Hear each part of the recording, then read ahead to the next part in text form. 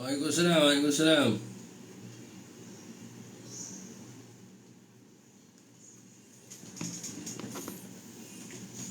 Share dulu nak start ni. Assalamualaikum warahmatullahi wabarakatuh. Salam sejahtera.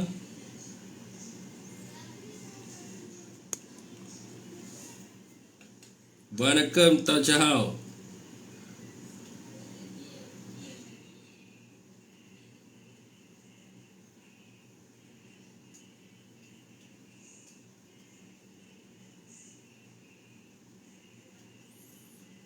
Waalaikumsalam Ethan, teruskan perkongsian.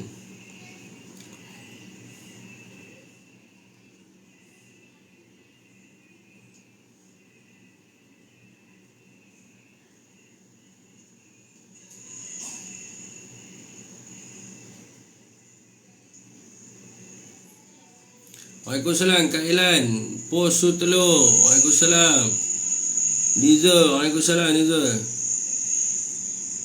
Waalaikumsalam Kak Ilan, post su telur. Waalaikumsalam Niza, Waalaikumsalam Niza.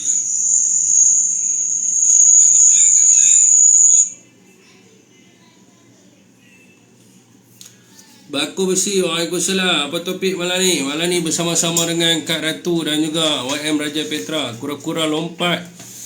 Abang Adi Putra, teruskan perkongsian. Share, like, tap screen.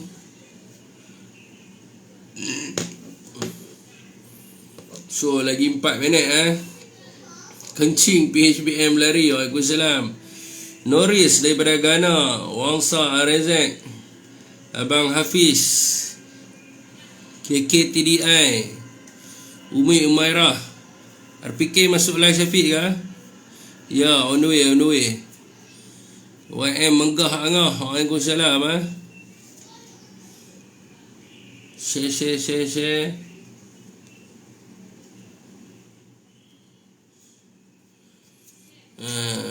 Anak Ketam, Radi Ismail, Pahin. Siapa lagi agak-agak lama saya tak buat live ni. So teruskan ni lah. Ya, isu Zahid. Isu Wak Jahid. Wak Jahid kita boleh pakai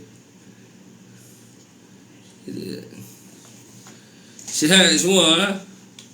Abang-abang semua sihat kan? Saya rasa hampir seminggu juga tak buat live Berapa ramai yang rindu kat saya, tekan satu.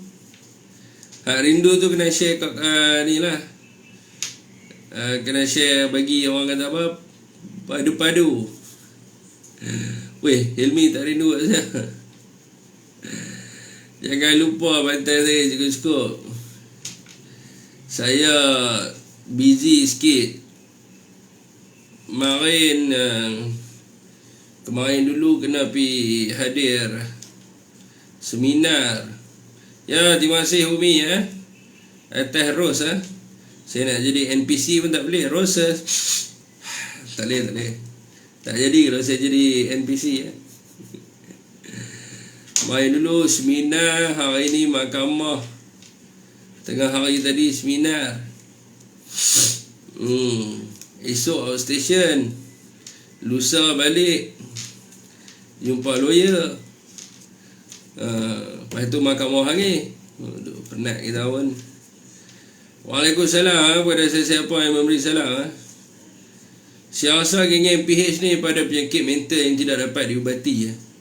Mereka mengira bulan September sebagai Ogos.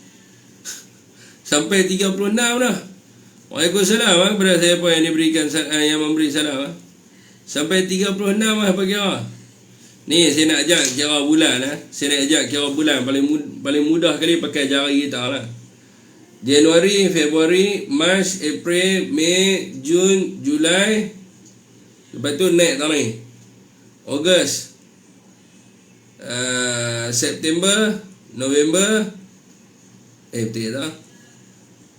Bukan salah. Januari, Februari, Mac, April, Mei, Jun, Julai, Ogos, September, November. Siapa Disember jadi ni? Saya pun tak ingat dah kira pakai jari. Kak Ratu buat live Kak Ratu. Ni Kak Ratu buat live ke Kak Ratu? Kak Ratu request. Kak Ratu buat live ke Kak Ratu? Nanti saya add multi guest. Nak buat multi guest kan? Oktober tak sebut. Oh salah. Oktober tak sebut. Betul pun kira tak cukup. Tu akak tanya. Ya kak? Multi guest kak? Multi guest. Multi guest. Akak kena buat live pun saya boleh jemput. Sorry kak.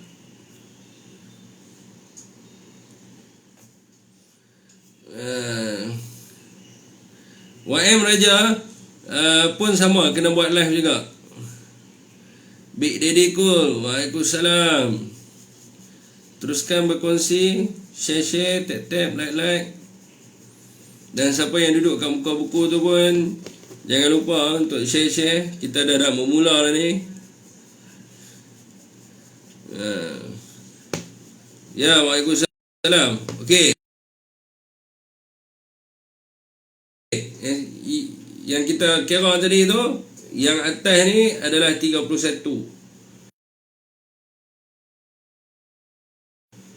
Bawah tu adalah 30. Bulan Februari saja 28 dengan 29. Ya. Okey. Assalamualaikum kak. Salam. Okay kak, kita jadi NPC kak tahu tak? NPC yang bila dapat rose tu dia kena buat macam roses.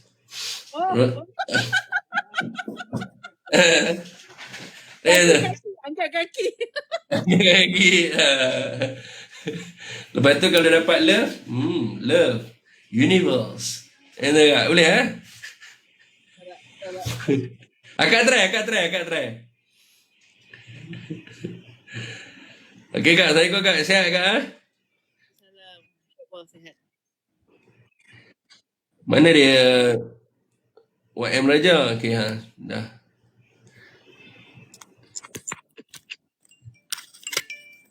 Asal jadi kecil satu. Kena ada satu lagi ya? Boleh. Okay. Assalamualaikum. Can hear? Ya, waalaikumsalam. Loud and clear. Very good. So the ucapan permulaan tu dekat I kan, YM? Up to you. You can you boleh umum yang what is going on, what is happening dan sebagainya. Okay. Assalamualaikum warahmatullahi wabarakatuh.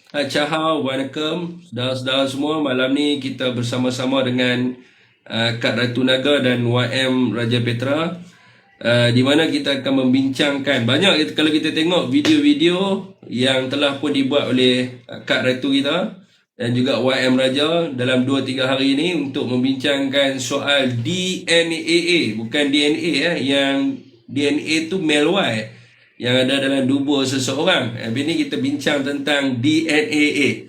Okey, so DNA ni adalah berkaitan dengan kes pembebasan Zahid Hamidi, bukan kes liwat, yang mana baru ni amat hebatlah di orang kata apa, diberitakan di seluruh Malaysia, dan ramai juga orang membuat andaian-andaian yang tertentu. Maka ada beberapa persoalan yang ditimbulkan yang akan dijawab oleh Kak Ratu dan juga YM Raja, dan mungkin saya akan mencelah sikit-sikit untuk memanaskan lagi keadaan. Jadi antara beberapa perkara adalah berkaitan dengan adakah pembebasan ataupun adakah DNA, dan ini adalah sama dengan kes Tan Sri Muhyiddin Yassin. Yang keduanya adalah apakah yang bermaksud dengan DNA dan implikasinya terhadap undang-undang. Yang ketiganya, siapakah di sebalik DNA ni? Dan yang keempatnya adalah apa yang DNA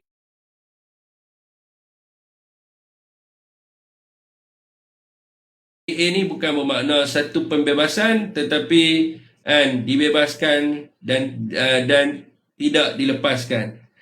Dan seterusnya, ada banyak lagi lah perkara yang kita akan bincangkan, dan siapakah yang merancang perkara ini dan apakah pengakhiran kepada cerita ini, siapa di belakangnya, Dan UMNO akan menjadi barwa selama-lamanya kepada DAP. Dan kita serahkan floor kepada Kak Ratu kita dulu ke, YM Raja? Kita? YM dulu. Ya. Kak Ratu boleh? Zahid, dan baru-baru ni kita difahamkan ada satu naratif baru daripada Walanun.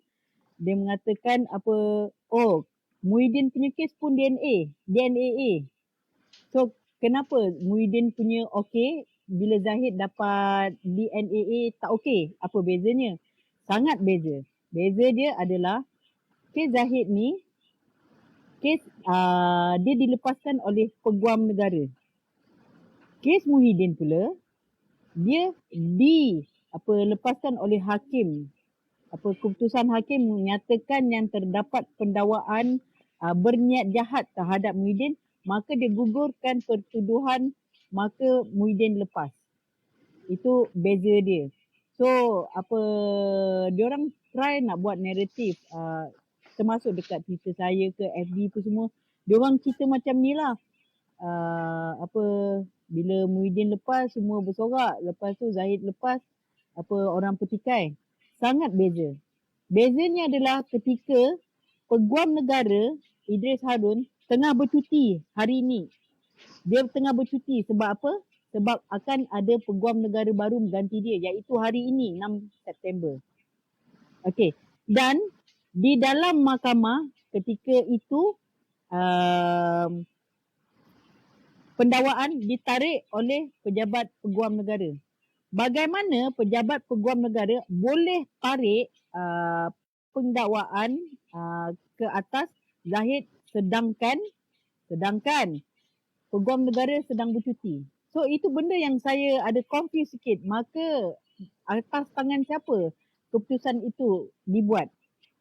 So saya rasa yang itu boleh minta YM jelaskan boleh? Okay, thank you Syafiq and Ratu.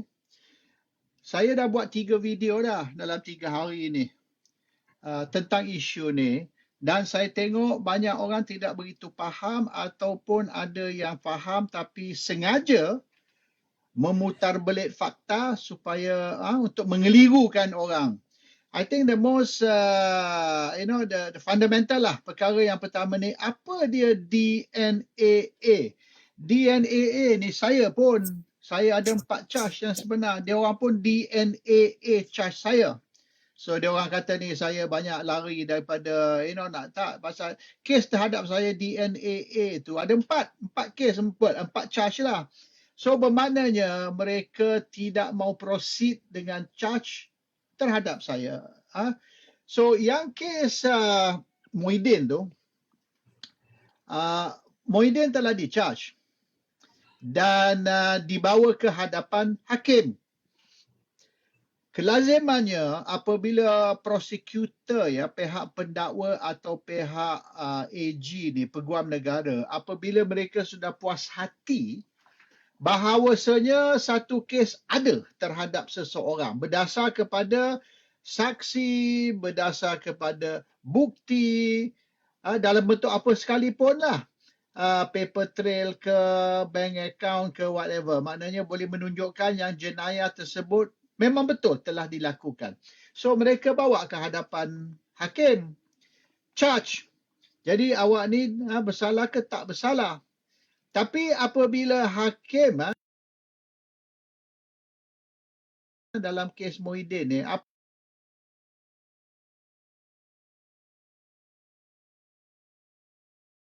apabila dia tengok charge tu, dia tak nampak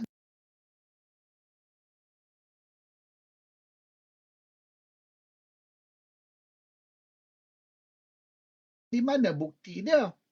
Awak kata awak charge Muhyiddin ni kerana rasuah, awak charge Muhyiddin kerana dia makan duit rakyat dan seterusnya. So in this case dia kata Muhyiddin terlibat rasuah dan Muhyiddin negotiate, dan satu tu yang dikaya oleh atau nak beli projek. Derma tak salah. Di dalam Malaysia ni tak ada undang-undang yang menghadkan derma. Tapi kalau derma ni diambil secara misalan ugutan, secara bawah meja dan seterusnya, yang berkait dengan projek, maka boleh dikatakan derma tu sudah jadi derma tak sah ataupun derma melalui jenayah. But in this case tak ada kena-mengena. Isu kontraktor membayar duit derma kepada Muhyiddin, kepada Parti Pribumi Bersatu tidak boleh dikaitkan kepada Muhyiddin. Jadi judge tanya mana bukti dia. Dia orang jawab, pendakwa jawab, kita akan tunjukkan bukti semasa bicara nanti. Hakim kata tak boleh. Sebelum kita start bicara, kena tunjuk bukti dulu. Jadi kalau kita nak terus dengan charge ni, show me first. Tak boleh maknanya bicara dulu dan di hari akhir bicara selepas 4-5 tahun baru awak tunjuk bukti. It has to be now. So bila dia orang gagal menunjukkan bukti bahawasanya tuduhan Muhyiddin ni terlibat dengan rasuah ataupun duit haram ataupun apa sekalipun, hakim tolaklah kes tu. Ini dakwaan tanpa bukti. Kalau macam tu, sesiapa boleh diseret mahkamah didakwa. Kalau tak perlu bukti, jadi perlu bukti. So, Muhyiddin punya kes ni ditolak oleh hakim berpandu kepada tidak ada bukti yang Muhyiddin ni terlibat dengan satu jenayah ataupun rasuah. So of course dia orang protes lah, pihak pendakwa kata ni kita boleh buktikan kemudian. Tak boleh lah. So what happened? Kita bicara 4 tahun. Akhirnya selepas 4 tahun awak kata actually kita ni tak dapat tahu bukti. Ada orang janji nak bagi bukti tapi sampai hari ni dah 4 tahun tak beri. So lepas tu kena gugurkan kes. Why we want to bazir 4 tahun, 5 tahun ke tak kisah berapa tahun untuk bicara satu kes yang akhirnya tidak ada jaminan bukti tu akan muncul. So judge tolak. Wasting the court's time. Mana when you waste the court's time tu, mahkamah tolaklah benda ni. Tapi yang kes Zaid ni, dia orang charge, dia orang dah cukup bukti. Bukan macam Muhyiddin. Tak ada sekeping pun bukti untuk Muhyiddin. Tapi yang Zaid ni memang bukti tu ada. Jadi kerana ada bukti, maka mahkamah terimalah charge ni. So terus dengan kes. So jalan selama 2 tahun. Selepas 2 tahun dah dengarlah semua bukti daripada kenyataan dari saksi, bukti dari segi pendakwa dan sebagainya. Judge puas hati, hakim puas hati. So hakim kata okey. So sekarang ni Zaid Hamidi diperintah suruh masuk defense, bela diri. Maknanya selepas 2 tahun ni berhujah menunjuk bukti, panggil saksi, gedebuk-gedebak. Akhirnya so prosecution kata okey, pendakwa kata itu saja bagi pihak saya. Saya tidak ada apa-apa lagi hujah, saya tidak ada apa-apa lagi bukti. So bila judge kaji balik semua, judge kata okey, nampaknya berdasar kepada saksi, bukti, sah ada kes. So Zahid diarah bela diri. So itu 2020.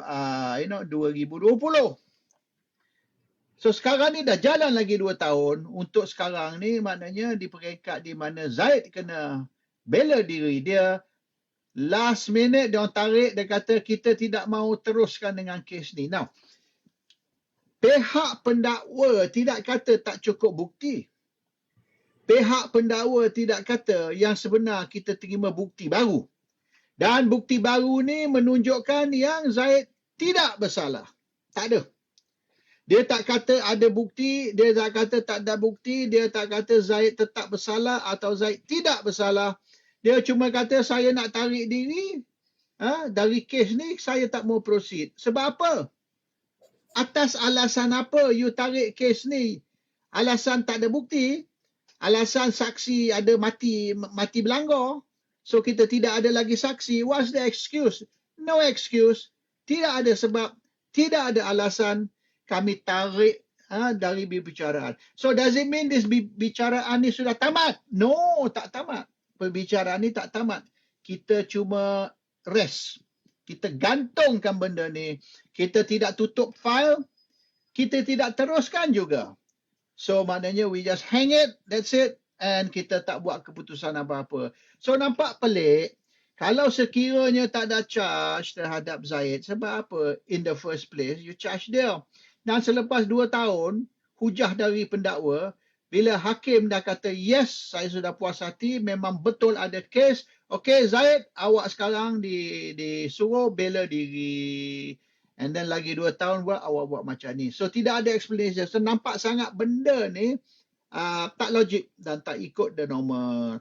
So the DNAA ni orang tak faham ialah bukan mahkamah kata dia tidak bersalah, juga bukan mahkamah kata dia tidak bersalah.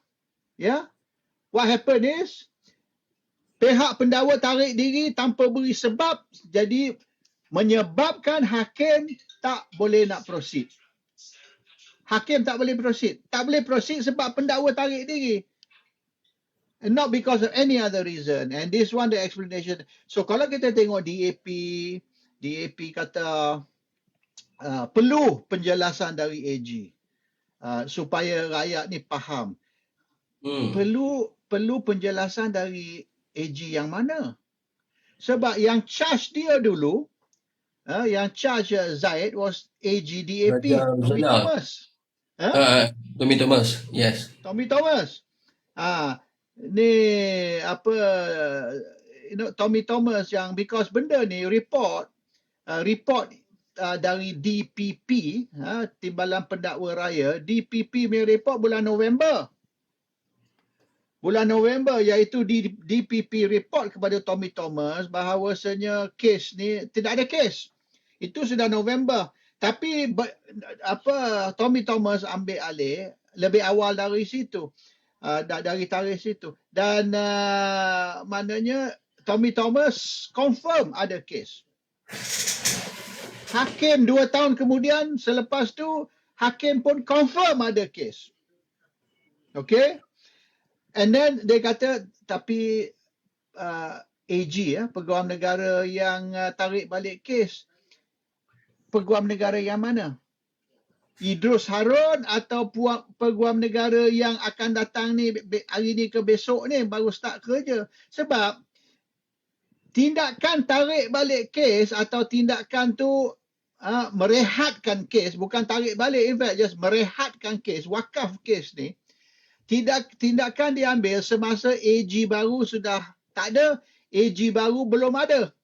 So when you have AG yang sekarang ataupun AG lama ni yang baru bersara beberapa hari ni, bila dia dah tak ada and then yang baru belum ada, so dia ada window tu tau, ada gap tu.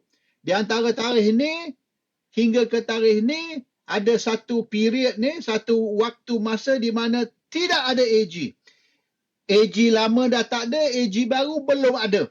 So AG yang mana you nak suruh kita tanya tadi? Sebab dalam masa keputusan dibuat untuk Zaid dibenar balik rumah, masa tu tidak ada AG yang bertugas di dalam AGC. So ini yang pelik. So bila of course bila DAP kata AG perlu jelas, AG yang mana? There's no AG now. No AG masa tu. That's why saya cakap saya hairan. AG tengah bercuti kan, Syafiq? AG tengah bercuti. Lepas tu AG baru masuk baru hari ni. Tiba-tiba sebelum AG baru masuk, keputusan untuk tarik pendakwaan tu atas arahan siapa? Saya nak tanya satu soalan, kalau Syafiq boleh jawab ke atau YM boleh jawab. Jabatan Peguam Negara ni bawah siapa ya? Okey, sebelum nak jawab sungkap sikitlah tentang Yayasan Akal Budi ni. Jadi saya rasa YM is better untuk answer that question lah. Okay. So ada kat bawah ni yang mengatakan bahawa CAS ni tidak kukuh kerana Zahid curi duit Zahid. Saya nak beritahu kat sini, Yayasan Akal Budi ni sejak bila pula Zahid curi duit Zahid? Yayasan Akal Budi ni adalah satu yayasan kebajikan untuk golongan Hasnaf, iaitu ibu tunggal dan anak yatim, dan juga untuk membina masjid, surau, madrasah semua ni lah. And so itulah tujuan penubuhan yayasan ni. Dan dekat mana dia punya sumber dia? Sumber kewangan yayasan ni adalah daripada orang ramai dan daripada agensi kerajaan dan daripada Zahid sendiri lah. Maknanya duit orang ramai yang dikutip macam duit tabung masjid tu.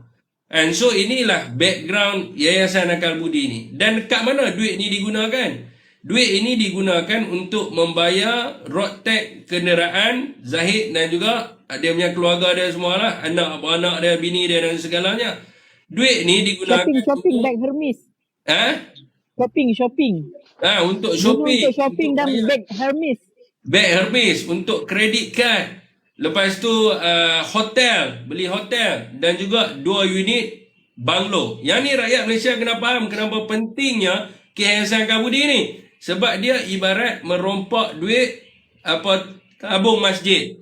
Okey, jadi soalan tadi YM kena jawab. Soalan tadi adalah kalau AG tengah besar dan AG yang baru ni belum masuk office, siapa yang membuat keputusan? Dan AGC ni di bawah kementerian mana?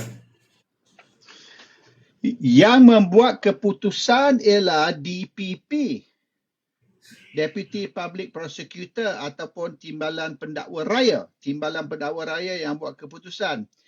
Timbalan Pendakwa Raya yang pergi mahkamah berjumpa dengan hakim dan maklum kepada hakim bahawasanya mereka tidak mau terus dengan kes ini.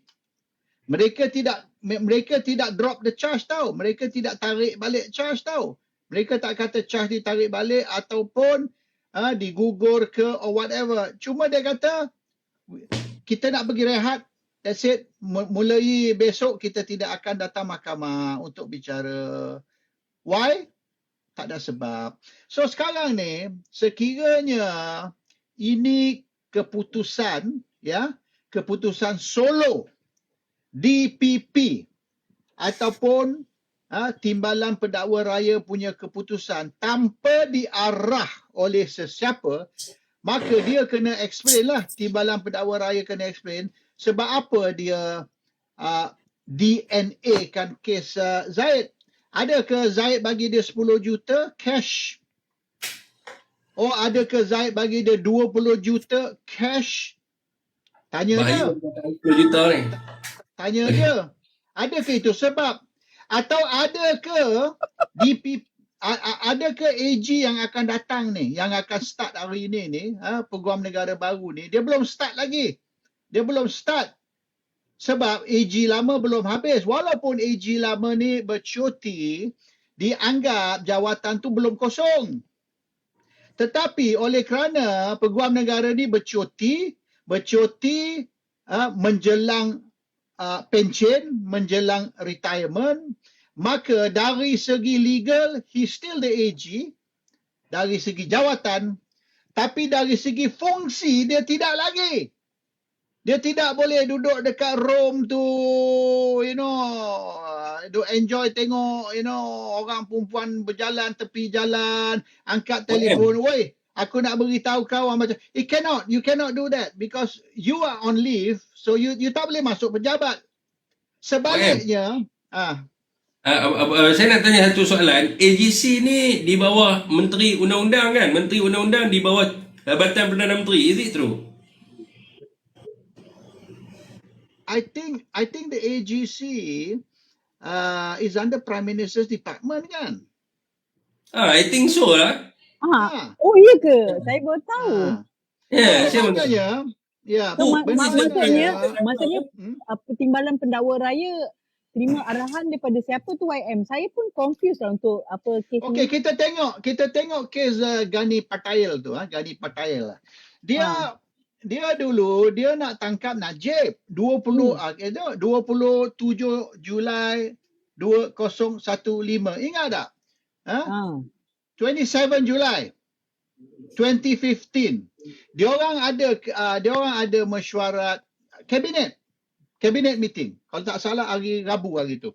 So during the cabinet meeting, the AG tunggu dekat luar bilik tau. Ini berlaku ni. Mungkin you orang tahu cerita, kalau tak tahu, I don't know. So 27 Julai 2015, the AG and Ketua Polis Negara, IGP, tunggu di luar bilik mesyuarat. Di dalam bilik mesyuarat tu, what was going to happen? Diorang akan tekan Najib suruh letak jawatan. Najib has to letak jawatan. Dan Najib kena bagi dia punya timbalan. Of course, bila Perdana Menteri letak jawatan, timbalan Perdana Menteri kena fill in lah. Kita tak boleh lah tidak ada Perdana Menteri kan. So, timbalan Perdana Menteri akan automatik ambil alih apabila ni. Ini sama yang Anwar buat dulu masa 30 Ogos tahun 98, 1998. Anwar buat strategi yang sama nak tekan Mahathir letak jawatan. Bila Mahathir letak jawatan, dia serta-merta ambil alih sebagai timbalan Perdana Menteri. Tapi gagal. Bukan Mahathir letak jawatan, Mahathir sumbat dia dalam jail. Dia punya strategi tu tak berapa pandai lah. So they want to do the same. 27 Julai ni pada tahun 2015, Najib letak jawatan, Muhyiddin akan ambil alih dan sekira Najib tak mau letak jawatan, enggan letak jawatan, maka Ketua Polis Negara dan AG akan masuk bilik mesyuarat. So masa tu YM kalau ikut Antolol story, Anwar Ibrahim buat macam ni dekat Mahathir shaking hand. Ada ke that scene? Tak ada. Dia orang, you tanya Ibrahim Ali tu. Ibrahim Ali ada hadir dalam mesyuarat tu. Mesyuarat kabinet tu. Bukan mesyuarat kabinet, mesyuarat di PWTC. Mesyuarat UMNO. Di PWTC. Majlis MKT lah. Majlis tertinggi UMNO. Okay, what is really funny dekat sini sekarang ni, bila saya tengah pegang ni phone saya satu lagi, tengah baca berita lah, ada kenyataan daripada Ketua Pesuruhjaya SPRM, our beloved Azam Baki. So he making this statement, dia mengatakan bahawa SPRM akan meneruskan siasatan ke atas kes Zahid Hamidi. What so funny is, this case dah sampai ke peringkat prima facie. Dan pihak DPP, dan untuk pengetahuan rakyat Malaysia, SPRM ada dia own DPP. Dia ada dia own DPP. So, pihak SPRM telah pun berjaya membuktikan prima facie. Nanti YM akan cerita what is the prima facie. Membuktikan di dalam mahkamah dan Zahid diarah bela diri. Kenapa perlukan siasatan lanjut sedangkan dia dah berjaya ke sampai tahap prima facie, dah boleh diperkatakan bahawa Zahid hang bersalah. Mesti bela diri. Dan lagi satu.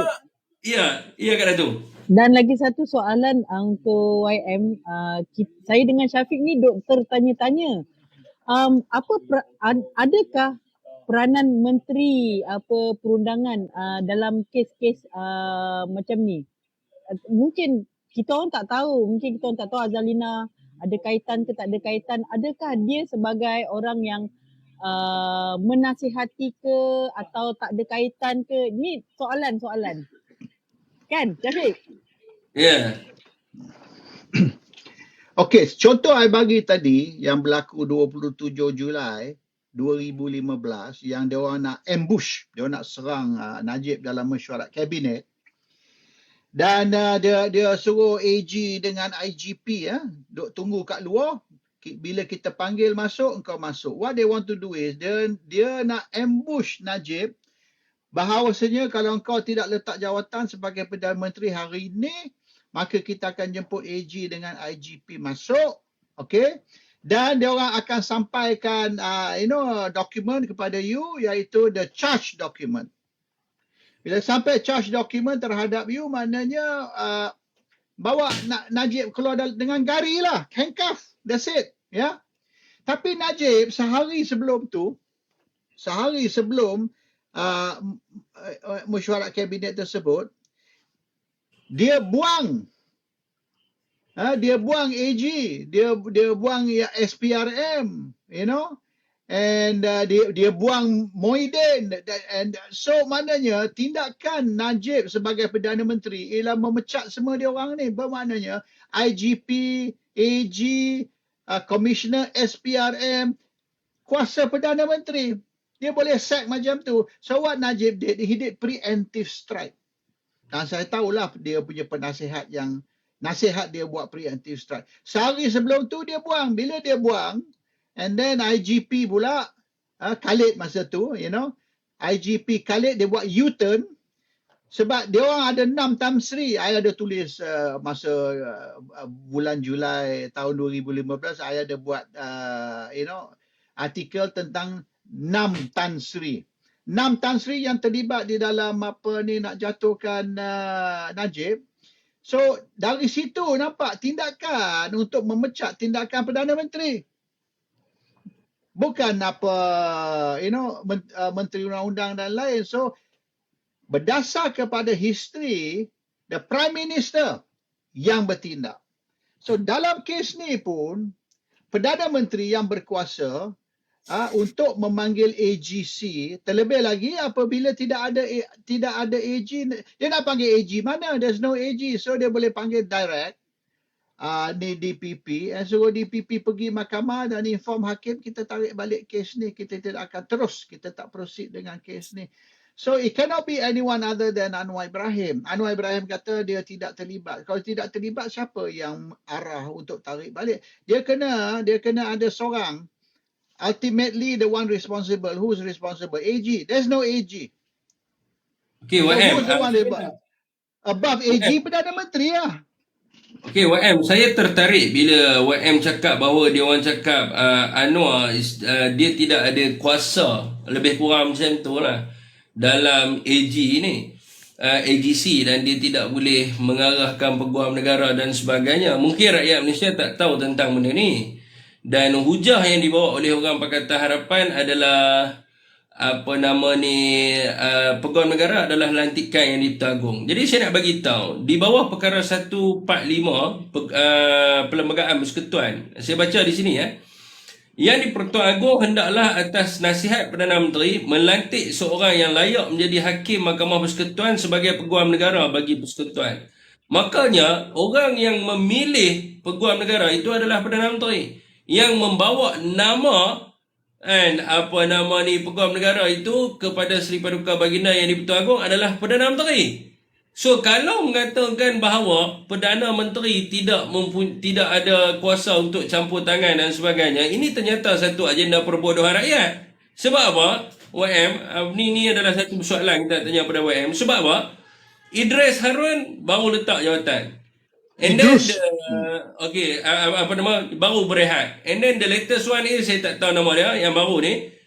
Dan siapa yang bawa nama dia? Dia bukannya secara tiba-tiba dia boleh jadi peguam negara, dia bukan apply jadi peguam negara. So the Prime Minister choose the new AGC. Tetapi benda ni cuba disembunyikan seolah-olah Anwar saya tak tahu apa berlaku lah, saya tak tahu, tiba-tiba Zahid lepas. YM pun gelak. Okay, so okay, YM mungkin boleh sambung guys. So Anwar cakap saya tak tahu lah, but Anwar choose the new AGC. Tu Iskandar nak join dia kata tadi. Okay, kalau yes. Join. Why not? Dah saya suruh dia buat live, nanti kita invite dia.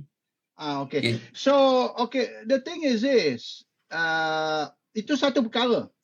Tapi jangan kita terlampau bog down. Kita bog down ni atas isu technicality. Because kadang-kadang technicality boleh melalaikan kita dari the thing. You see, this thing kita nak apa yang saya nak discuss hari ni, which I feel mungkin kita semua orang pun kalau boleh fokus kepada that, is bukan the legal tau. There's two things here, legal, political. Dua. Kalau kita discuss legal, technicality, procedural punya ni, mengikut prosedur macam ni, mengikut technicality macam ni, mengikut perlembagaan macam ni, mengikut apa. So kita akan nanti distracted ataupun kita mungkin akan sesat di dalam technical discussion. Mungkin kalau Hanif Katri satu hari join kita adakan satu discussion macam ni dengan dia. Dari segi legal dia boleh explain, and I'm sure dia pun tahu tentang perlembagaan and SOP, how it's supposed to be done. But I think jangan kita mungkin dia orang suka kalau kita discuss technicality. Ini kuasa siapa? Ini siapa yang arah? Ini siapa yang benar? Ini siapa? So we end up trying to find, maknanya kambing hitam. Kita nak cari kambing hitam tentang benda ni betul ke tak betul. Benda ni ikut prosedur ke melanggar prosedur. Kalau melanggar prosedur, siapa ni yang boleh dianggap sebagai the one yang guilty? Okay, we discuss this already. Banyak dah. Kita dah dekat setengah jam dah kita discuss this technicality. Saya ada satu benda pelik. Satu benda pelik sebelum kita pergi ke lain. Tentang surat YM. Yang ni sangat janggal. Kes Zahid bermula pada 2018. If I'm not mistaken, bagaimanakah Zahid boleh dikenakan DNAA ni adalah kerana dikatakan viral lah itu, viral satu surat dekat media sosial. And that letter. Okay, that letter viral. Kununnya lah.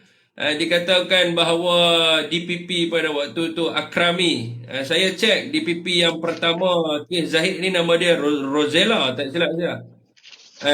Itu Akrami. And jadi that one is Akrami. DPP yang pertama adalah Rosella, tak silap saya. Okey, dikatakan bahawa Akrami ni telah hantar surat lah kepada dia, hantar memo lah, dia beritahu, AG, saya tak boleh dakwa lah Zahid ni sebab bukti tak cukup. Okey, yang saya pelik ni YM sebab masa 2018 rakyat Malaysia semua tahu orang yang paling banyak kena COVID-19 adalah Zahid Hamidi. Kan? Sekejap kena COVID sebab dia nak tangguh kes ke mahkamah. Dan dia pergi buat rawatan di hospital wanita dan kanak-kanak. Kalau you masih ingat lagi lah pada waktu tu kan. Dia pergi buat rawatan kat hospital wanita. Dia pergi maternity? Hospital maternity? Yes. Okay. Punyalah nak tipu. Okay. Dan kenapa surat ni tak keluar dulu kan? Kalau surat ni in year 2018 dan dalam buku Tommy Thomas pun tak tulis tentang surat ni. So kenapa surat ni baru keluar sekarang? Kenapa 2019 tak keluar? Kenapa 2020 tak keluar? Kenapa 2021 tak keluar? Kenapa 2022 tak keluar? 2023 keluar? Ada kemungkinan tak surat ni di backdated? Sebab apa YM? Okey, sebab apa YM? Saya nak bagi tahu kat YM.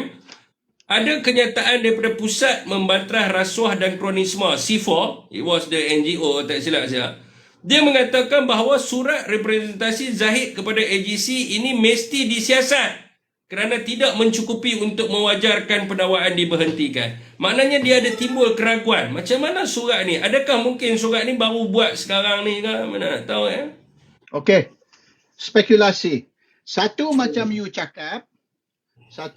cakap, maybe dia orang buat surat ni beberapa hari dulu. Okey, untuk nak memberi kononnya justifikasi bahawasanya memang ada dah siasatan di Waalaikumsalam. Ili kasih taruh. Kau main taruh. Okey YM, teruskan. So maknanya there's two possibilities lah.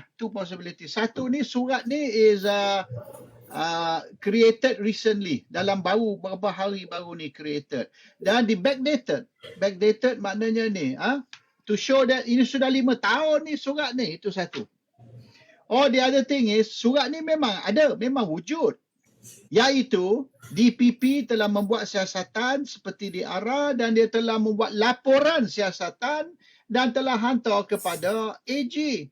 Dan recommendation dia on the last page ni, muka surat the last page muka surat 8, the recommendation is the maknanya ringkas cerita what he said, no case, tak ada case. Tapi Tommy Thomas diarah untuk teruskan kes terhadap semua pemimpin UMNO, keluarga, anak, bini, girlfriend, tak kisah.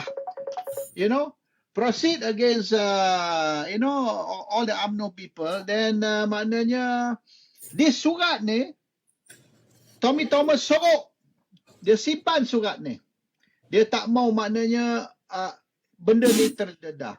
So sekarang ni oleh kerana mereka nak buat justifikasi alasan untuk nak DNA case ni, mereka dedahkan surat ni sebagai kononnya bukti bahawa saya tidak ada bukti.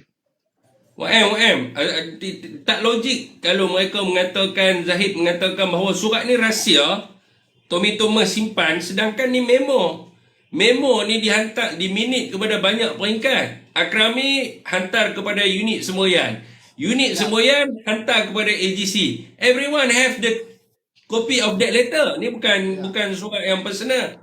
So yang ni yang timbul keraguan munasabah, kita panggil sebagai reasonable doubt dekat surat ni. Surat ni tak ada cop rahsia, ya. Ya. Tapi surat siasatan automatically is rahsia lah. Investigation report, automatic, walaupun tak ada cop lah. So, okay, I mean, itu menjadi tanda soal. Is this yesterday's letter or is this 5 years ago letter? Which is correct? Okay. So, Tommy Thomas... DPP yang tulis surat ni adalah DPP yang membuktikan wujudnya prima facie dekat mahkamah. Takkan gila? Correct. This is really funny. Memang tidak ada logik. Tapi sekira mereka nak justifikasi, kerana kalau mereka DNA kes Zahid ni, atas sebab apa? Tak ada angin, tak ada ribut, dan suddenly you buat ni, very hard to explain. So you explain by say, yang sebenarnya Tommy Thomas ni, dia ni paria tau. Dia paria. Actually dah ada laporan dari DPP yang mengatakan tidak ada bukti. Tapi Tommy Thomas dia kata, okay, forget it, I'm going. Dia sorok surat ni sebab dia punya objektif. Jangan lupa Tommy Thomas dilantik oleh DAP, Lim Kit Siang personally spoke to Mahathir. Lim Kit Siang personally bercakap dengan Mahathir bahawa dia nak Tommy Thomas sebagai AG, dia compromise. So apabila dia dipersetujui, Perdana Menteri akan dipilih, Timbalan Perdana Menteri akan dipilih oleh Perdana Menteri, AG akan dipilih oleh DAP. So you masuklah you punya proxy, you punya nominee. That's why Tommy Thomas jadi AG.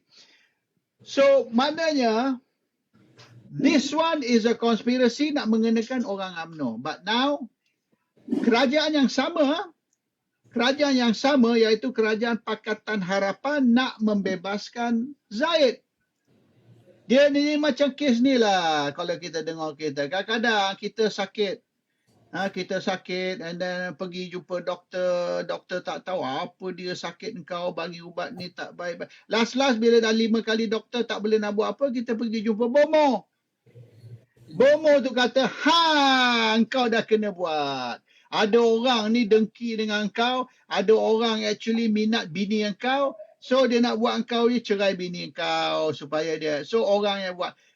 What the Bomo tak cakap, orang yang buat kau tu ialah orang yang datang sini untuk itu. So bermakna Bomo ni yang buat engkau, Bomo ni yang berubat engkau. Both at the same time. Ini mainan dia. So kau kena tu aku buat.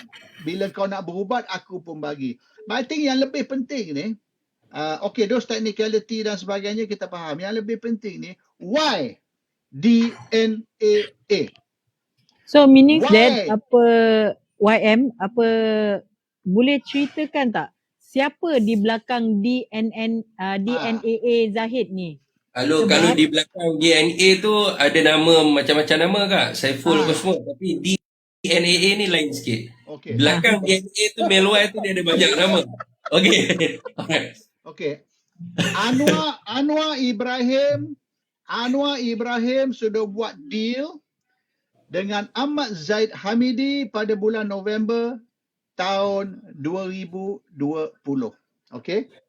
November 2020.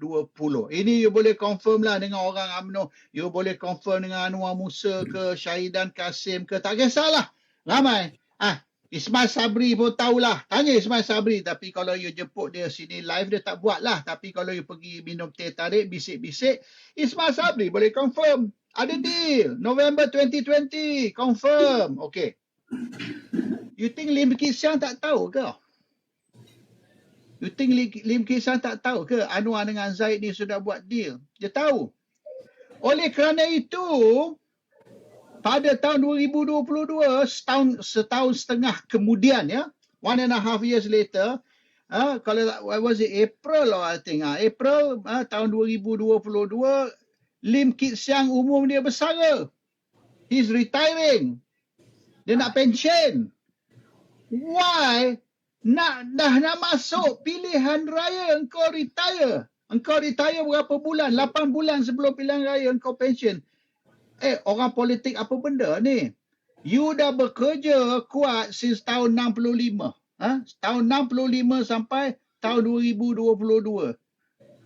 You daripada muda sampai dah nak mati dah you duk kerja untuk DAP. Last minute, tinggal 8 bulan lagi, you akan memerintah. You decide, saya nak pension. Tak logik. Lim Kit Siang tidak pension. Lim Kit Siang tidak retire. Lim Kit Siang nak undur duduk in the background. Dia nak sekarang ni, dia nak be the power behind the throne. Dia tak minat duduk on the throne. Dia nak the power behind the throne. Jadi dia umum dia retire. And then dari belakang ni, dia manipulate.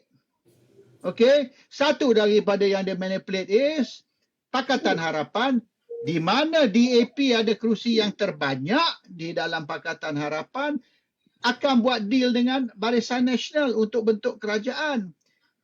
Kalau Lim Kit Siang tak setuju, tak berlaku. Kalau Lim Kit Siang says no, saya mati hidup balik, saya tak akan terima UMNO. Sebab UMNO ni orang yang kita nak bunuh, musuh kita.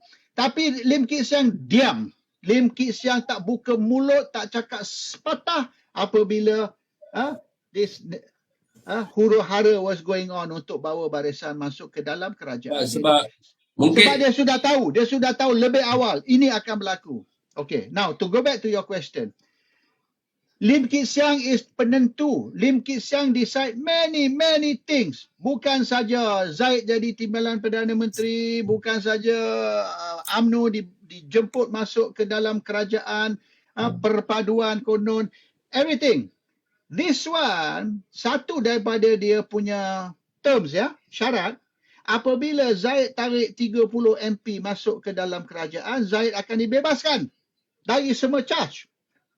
Kalau tidak buat benda, Zaid nak tarik balik, Zaid nak tarik UMNO, barisan masuk kerajaan, lepas tu dia pergi duduk dalam penjara Kajang. Buat apa? Macam Najib. No. The deal is, I bring UMNO, I bring BN to the government, we make sure you become Prime Minister, balasan dia, reward dia, kes I gugur. Lim Kit Siang tak sanggup. Mula-mula dia kata, okay fine, you buat deal dengan Zaid. Apa Zaid nak, asal dia tarik barisan masuk government, it's okay. Tapi apabila sampai masa ni, Lim Kit Siang says, no. Kalau kita bebaskan Zaid, kita bagi dia, acquittal, full acquittal, total acquittal, maknanya Zaid sudah no longer dalam bahaya. Zaid, oleh kerana Zaid nampak dia kan, Zaid nampak UMNO bersama DAP, UMNO akan mati. UMNO akan mati, longer exist. So survival UMNO ni is UMNO kena keluar dari government. Dan UMNO kena now talk terms dengan Perikatan Nasional. Maknanya kalau UMNO nak survive, UMNO kena duduk dalam Perikatan Nasional. Kalau UMNO duduk di dalam Pakatan Harapan, UMNO finish. Siap kain putih. Because UMNO akan kekubur. So, Zaid ni, kalau this danger, bahaya atas kepala dia ni dibuang, Zaid akan jadi liar. Memang dia liar pun, tapi dia akan jadi liar. Sebab Zaid nampak UMNO dalam pakatan is a UMNO that's going to die. UMNO nak hidup, UMNO kena shift kepada perikatan. Barulah UMNO akan dijamin hidup. Now, you remove him, you discharge him totally, ataupun you acquit him, you tak boleh control Zaid. So, Lim Kit Siang says, no. Only DNAA. DNAA itu maknanya, you are not free to go. You are not free to go. You can go but you are not free. Maknanya awak dilepaskan tapi tidak dibebaskan. Kita hanya lepaskan awak tapi kita tidak bebaskan awak. So maknanya Okay, Lim Kit Siang, ringkas cerita, Lim Kit Siang hari ni not Anwar, because Anwar kalau ikut Anwar ni, dia tak berapa cerdik tu, dia he trust, Anwar trust Zaid. Anwar kata Zaid ni kalau aku kata lompat, YM. kalau aku kata lompat sungai, dia lompat. So what Lim Kit Siang is doing, dia nak menentukan, tak apa, kita lepaskan Zaid, tapi jangan bebaskan Zaid, so that Lim Kit Siang boleh pegang Zaid Hamidi punya rambutan dalam tangan dia. Dan kalau Zaid Hamidi cuba nak buat kelakar, Lim Kit Siang ciep aja. Zaid Hamidi sampai tak boleh nak bernafas. Tercekik-cekik, cannot breathe.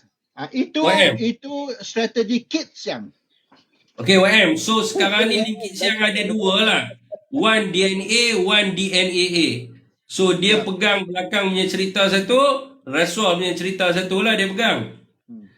DNA and DNAA. Okay, kita bagi kepada Parpu kita. DNA ni permainan Anwar, DNAA permainan Kit Siang. Ya. Ili kasih taruh. Kasih hangat lagi, taruh kasih. Suara dengar? Over to you, very strong. Yeah. Okay, good. Alright, apa nama dia? Saya tak pernah live dengan kita punya the handsome guy from London, you know? RPK. Me Our blogger brother. Manchester, Manchester.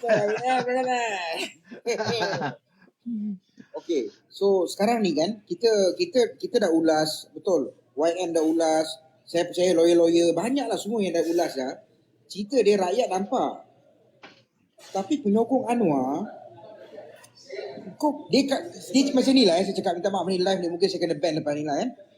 Anwar punya penyokong ni, kalau dia nampak Anwar in action bersama kunyit live, caught in video pun, dia tak kisah, they don't care. Bagi dia orang, as long as Anwar PM cukup. Negara kita maju apa semua, dia nak buat apa tu belakang ratu tu, ada kunyit banyak kan, they don't care. Contoh YM, sorry minta maaf cakap. Sekarang ni, do you think that pengundi di AP, bila dia nampak mereka bebaskan Zahid, hatta besok keluarkan Najib ke, letaklah siapa ke apa ke, they don't care. Selama ni kami ataupun seluruh rakyat Malaysia telah dimainkan dengan sentimen mengatakan mereka benci perasuah. Kaum tersebut, tak boleh sebut 3R, you know, sangat benci rasuah. Walaupun statistically mereka lah yang paling tinggi memberi. Okay, this is fact. Tapi contoh lah kita nak tengok besok ni beberapa hari lagi dekat Pulai, majority kaum tersebut juga, okay, tak boleh sebut. Jadi kalau mereka undi, tak akan ubah, PH akan menang situ dan menang dengan undi kaum tersebut. Jadi selama ni aku yang sedih dekat Twitter tu aku tengok semua rakyat Malaysia, budak-budak yang sunat laser, yang baru nak semua selama ni kena tipu, kena jual hidup-hidup.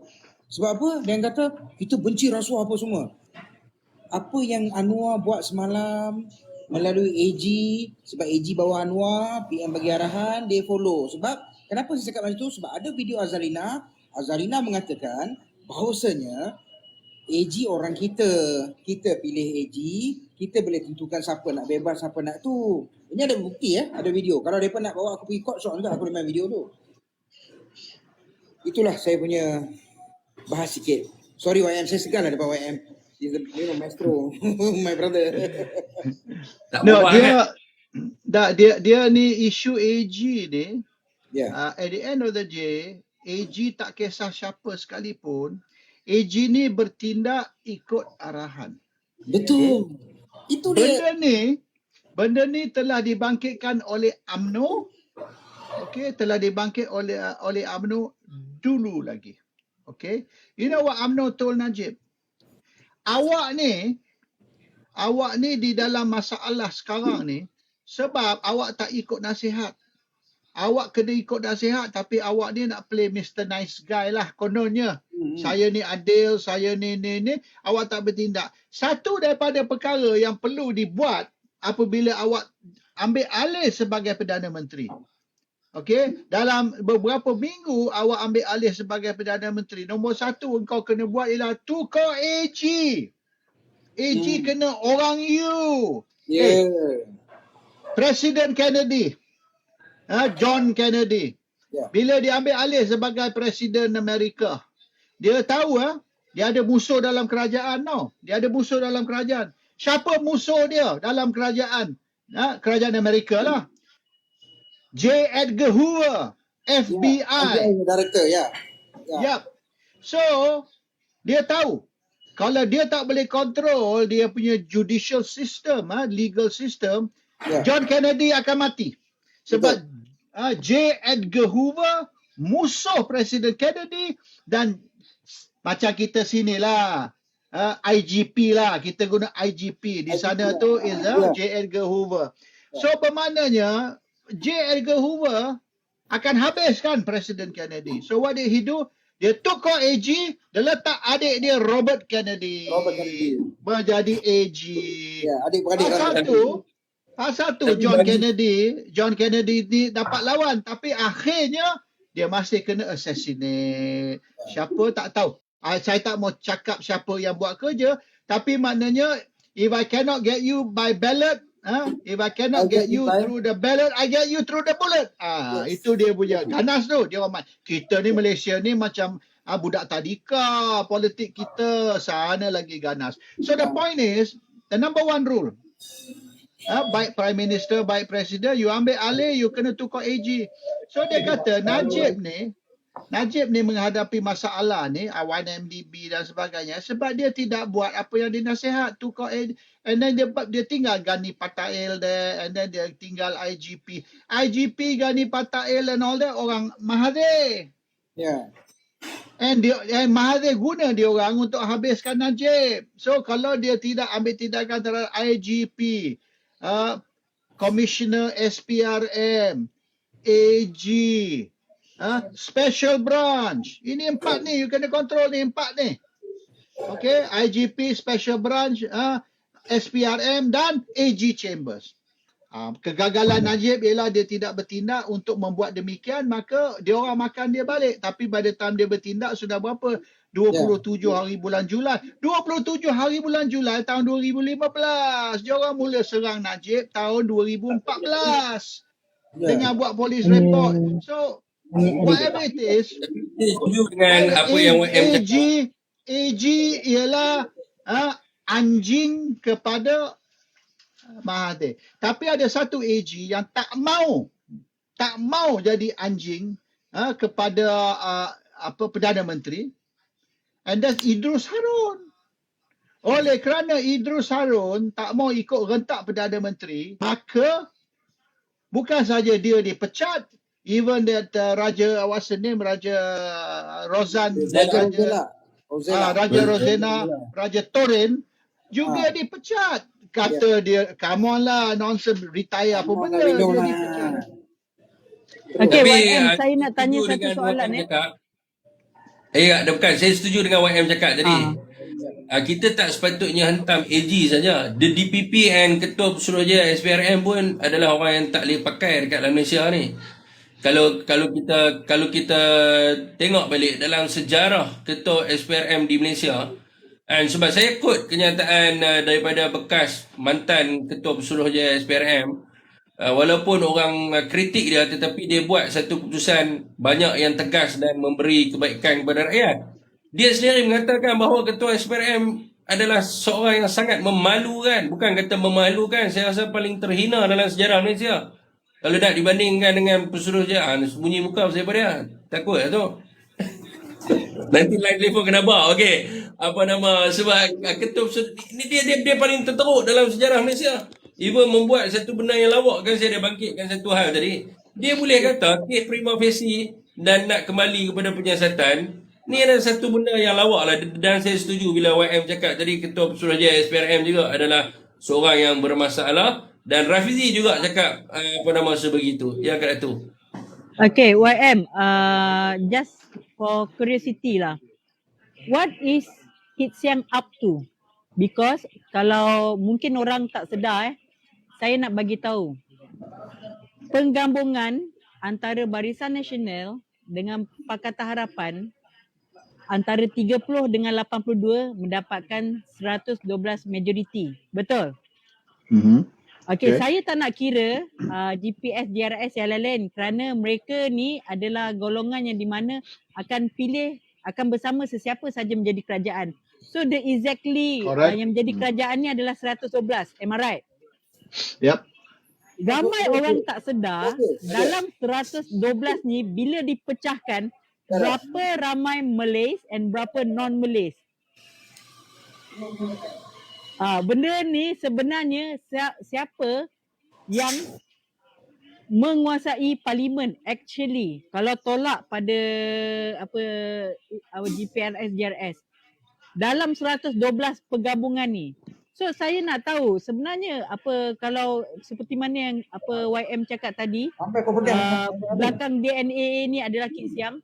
So sebenarnya apa motif atau apa hala tuju Kit Siang sebenarnya? What is he up to?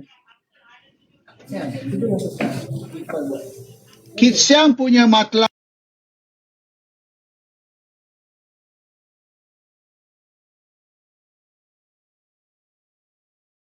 is jangan bagi orang Melayu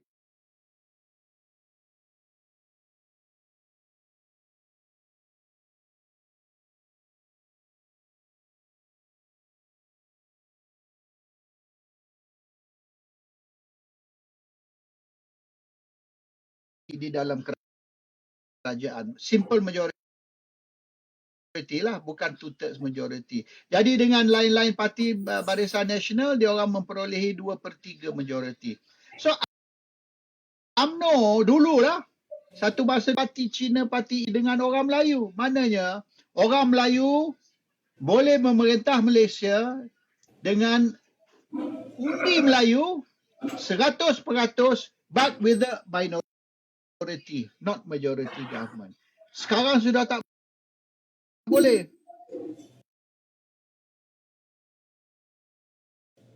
Oleh kerana dulu pun China berpecah kuat, DAP. So bermaknanya there were 4 very strong parties. In fact at one time PPP pun boleh tahan, People's Progressive Party. So when you have PPP, Gerakan, MCA, MIC, DAP, so 5 parti ni merebut undi bukan Melayu dan tidak ada parti ni lebih kuat atau parti tu lebih lemah. Bukan macam sekarang. Tapi UMNO dulu solid. Siapa lawan UMNO? PAS. Tapi PAS tak lawan UMNO di kawasan China atau kawasan 50-50, hanya di East Coast. So dia punya structure politik sudah bertukar. Kalau nak harap China memerintah atau non-Malaysia memerintah, they have to be the biggest party in the minority. The biggest in the minority. So kalau makna kita ambil 112 tu, kena lebih dari separuh parti bukan Melayu. Now, matlamat dia nombor satu. Make sure Malaysia remain as a secular country. Di dalam perlembagaan tak sebut Malaysia ni negara Islam. Sebaliknya, juga tidak sebut di dalam perlembagaan yang Malaysia ni is a negara sekular. Benda ni diumum secara lisan oleh Tengku Abdul Rahman. Tengku Abdul Rahman umum verbally Malaysia ialah negara sekular. Tapi tak sebut dalam perlembagaan. Dan DAP tiap-tiap kali bila orang duk cerita negara Islam, tiap-tiap kali dia refer kepada, you know what Tengku Abdul Rahman said? This. Okay. Now, dia kena pindah perlembagaan. Pindah perlembagaan untuk menyebutkan Malaysia is a secular country. Perlembagaan silent at the moment. Okay? So danger Malaysia di menjadi negara Islam is there because you kata, wow, Malaysia tak boleh jadi negara Islam. Why? Because kita negara secular. Kat mana sebut? Tak ada pun dalam perlembagaan. So danger. Bahaya kepada mereka. Nombor 2, Malaysia. Artikel 153. Keistimewaan untuk orang Melayu. Itu semua kena dihapuskan. Atas dasar apa? Atas dasar pada tahun 70, selepas berlakunya 13 Mei, pada tahun 70, apabila Tun Razak melancarkan DEB, Dasar Ekonomi Baru, perjanjian yang dibuat ialah untuk hanya 20 tahun. iaitu DEB, keutamaan untuk orang Melayu, Bumi Putra, tamat tahun 90. Tahun 90 Mahathir umum. Mahathir kata kalau nak ikut perjanjian, tahun ini, tahun 90 Mahathir kata, tahun ini DEB sepatut tamat. This year, 1990, Mahathir umum di PWTC. So bermaknanya, Lim Kit Siang pun sudah sebut, Mahathir pun sudah sebut tahun 90 bahawasanya kita bukan negara Islam tapi negara sekular. DEB ini bukan untuk seumur hidup, hanya 20 tahun hingga tahun 90. Ini sudah tahun berapa, tak tamat lagi. So that's the thing. Artikel 153, secular state, keutamaan Bumi Putra, and Mahathir umum. Juga Mahathir umum. Di dalam perlembagaan tidak sebut bahawasanya Perdana Menteri Malaysia perlu kena orang lelaki agama Islam bangsa Melayu. Dan dia tested by appointing Wan Azizah sebagai timbalan Perdana Menteri. Timbalan Perdana Menteri bermaksud sekiranya sesuatu berlaku kepada Perdana Menteri, timbalan ambil alih. So kita sudah cross the first level. Orang perempuan boleh jadi Perdana Menteri. Next level. Okey, orang India, orang Cina boleh jadi Perdana Menteri. Orang Hindu boleh jadi Perdana Menteri.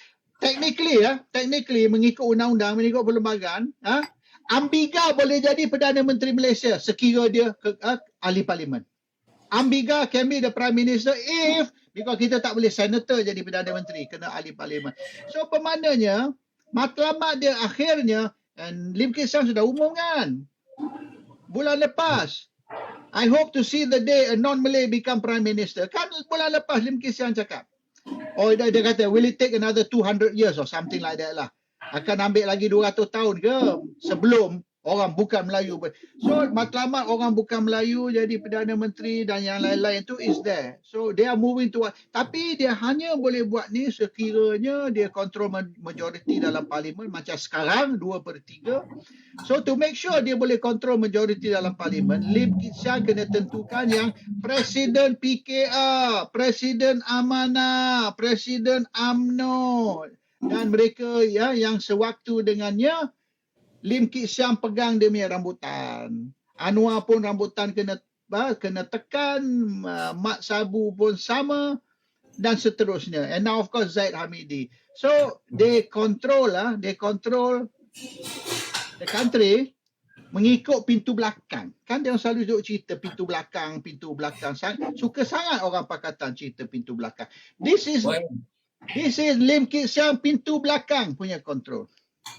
YM, saya nak kembali balik kepada Zahid punya kes, termasuk dengan Lim Kit Siang ni. Kalau kita tengok hari ni YM, ada rakan kita Sofi ni, dia ada buat pergi rajin, dia pergi cari akhbar-akhbar di dunia ni. Semualah CNN, Al Jazeera lah, apalah semua dia bercari. And then seluruh dunia mengkritik Anwar Ibrahim yang mana dia tidak mengikut kepada agenda reformis dia. Dan my boss also, Datuk Wan, ada keluarkan artikel yang mengatakan wajah sebenar Anwar telah dilihat oleh keseluruhan rakyat Malaysia. Jadi Anwar ada peluang untuk melakukan reform institusi dan juga melakukan agenda reformasi. Tetapi sebenarnya Anwar bukan seorang reformis. Tetapi Anwar ni adalah seorang yang bermacam-macam muka kan, demi untuk mendapatkan kuasa, jawatan dan sebagainya. Dia sanggup berlaku jadi apa sahaja di dalam kerajaan hari ini. Tidak pernah berlaku dalam kerajaan-kerajaan sebelum ni. Kalau sebelum-sebelum ni mungkin bersalah-bersalah dibebaskan ataupun OKT dibebaskan di mahkamah. Kan, mahkamah yang menentukan pembebasan. Bukannya kes yang sampai ke prima facie dan kemudiannya ditarik balik, pihak pendakwa tarik balik dengan Ketua Pesuruhjaya SPRM bawa keluar kenyataan macam orang bodoh dan sebagainya. So benda-benda ni berlaku pada zaman Anwar.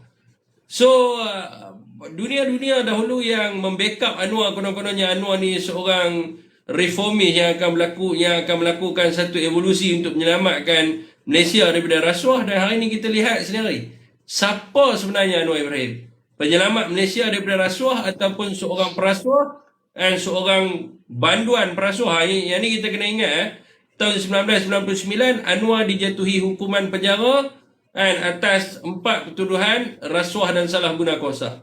Seorang banduan rasuah yang cuba untuk menyelamatkan seorang perasuah. So itulah yang kelihatan di mata dunia sekarang ni. Dan saya quote ni daripada akhbar-akhbar seperti dia, diplomat yang menyebut bahawa Anwar adalah banduan rasuah. Jadi YM, kalau kita tengok dekat sini lah, image Anwar dengan pembebasan Zahid dan juga orang kata apa ni, agenda konspirasi Lim Kit Siang. Adakah Anwar Ibrahim ini boleh lagi diletakkan sebagai ikon reformis?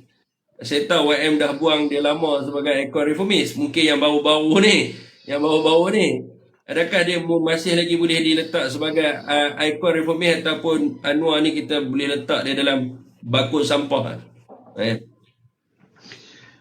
Kalau kita kaji Anwar punya agenda reformasi, his very famous agenda reformasi, yang juga saya terlibat sebab penjara Sungai Buloh, dia banyak hantar memo kepada saya. Masa tu saya pengarah R&D. R&D is Research and Development. R&D ni Research and Development Parti Keadilan. Actually is Cyber and Black Ops punya unit lah. Cyber dan Black Ops. So saya pengarah di situ dan saya selalu terima memo dari Sungai Buloh tentang ini itu. So saya bersama arwah Muzaffar Tait, Raymond Rashid, kita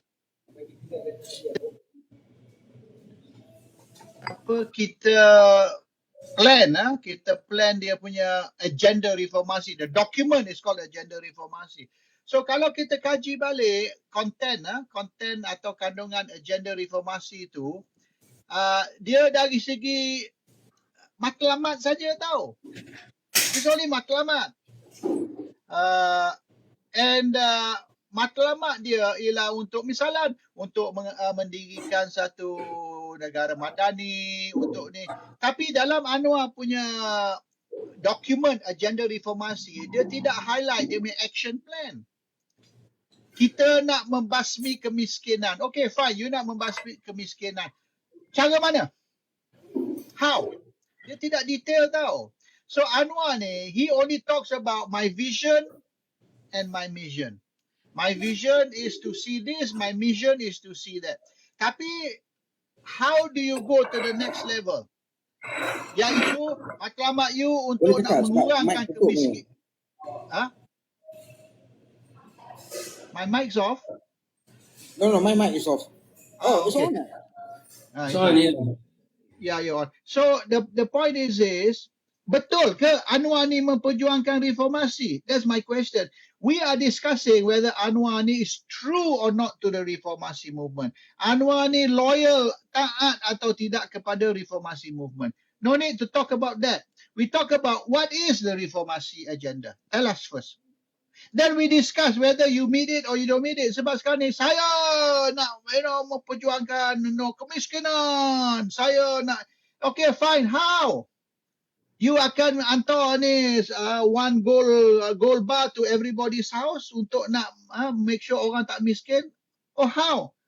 So Anwar has no explanation tentang bagaimana dia akan capai matlamat dia.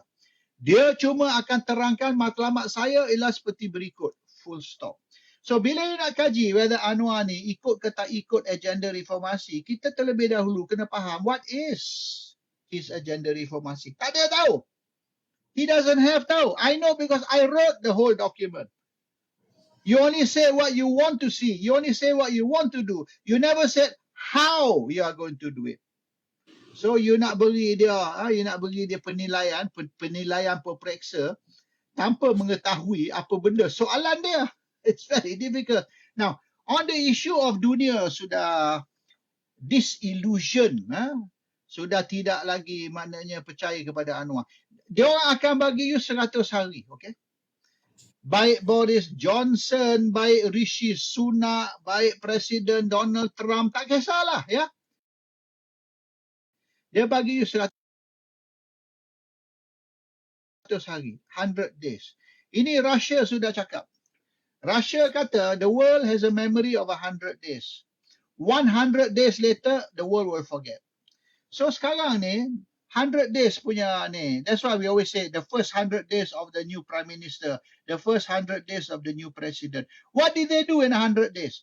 You jangan cerita perjuangan you dari bangku sekolah, perjuangan you dari masa you kat university,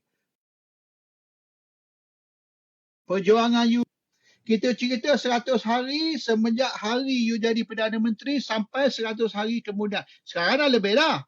100 hari is only 3 bulan 10 hari tau. Sekarang dia dah 9 bulan. So dalam 3 bulan lebih sikit tu, apa dia pencapaian Anwar? His achievement. Zero. Because dalam 100 hari,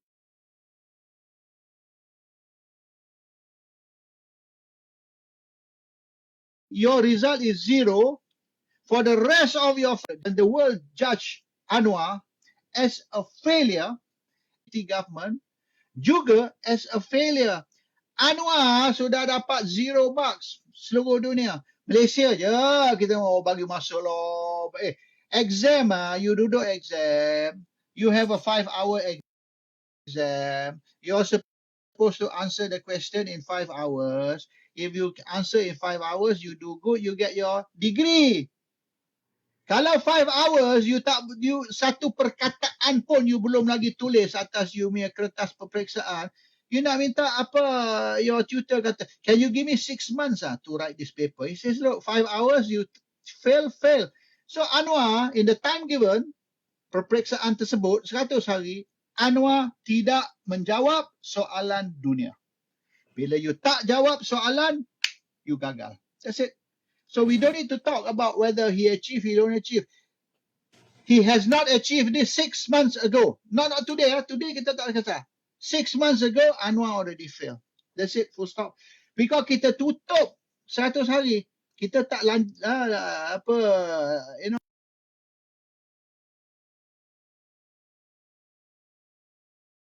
extend to 200 hari, 300 hari, no.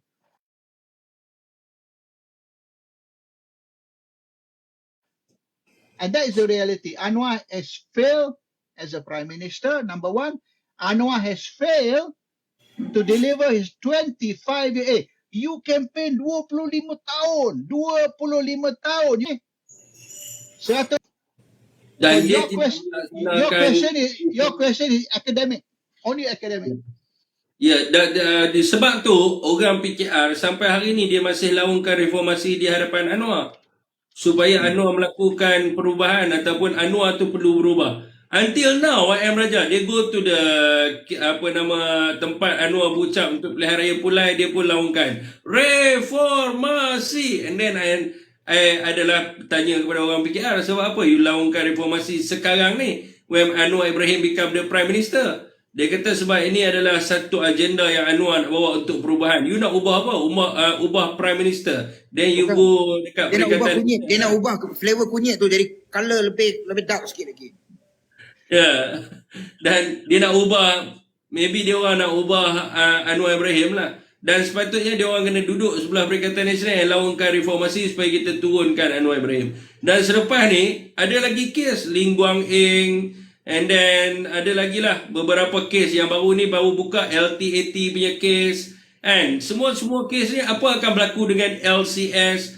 And Anwar jadi Prime Minister, all the crony semua selamat. Jadi apa yang Tun Mahathir cakap in 1997 and adalah benda yang betul. Anwar jaga kroni-kroni dia. Dan hari ni kita nampak sendiri bila dia menjaga Zahid Hamidi daripada pendakwaan yang dihadapi oleh Zahid Hamidi.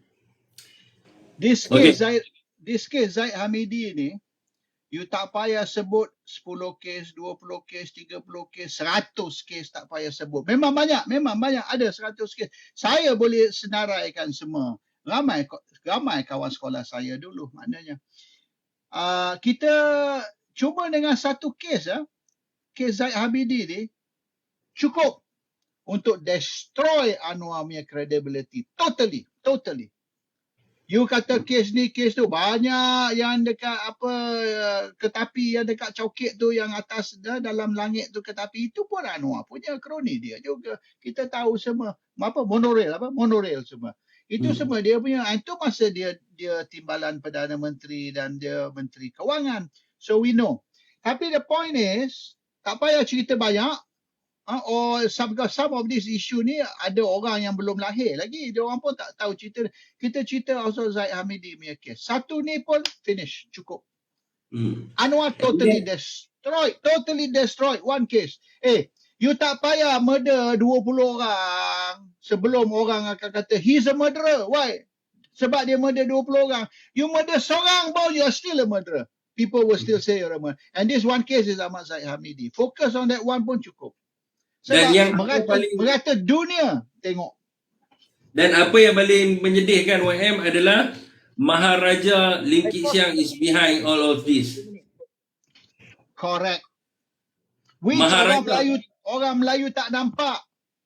Bila Anwar cakap semalam, yesterday, saya tak campur tangan di dalam kes Zaid ni, sikit sebanyak dia tak bohong tau. Dia tak bohong. Dia tak bohong 100% lah. Dia bohong sikit je.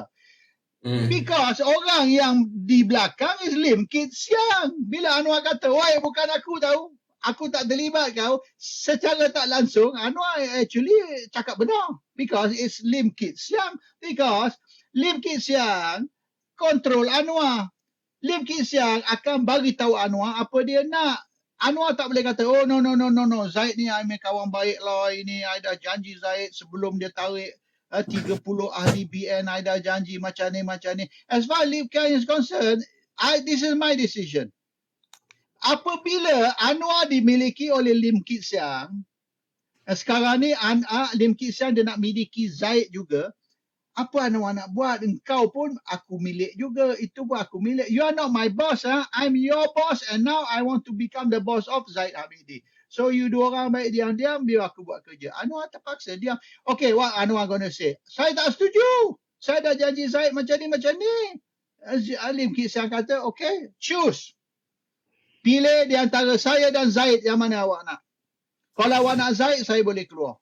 Boleh ke DAP keluar dari kerajaan? Anwar boleh itu.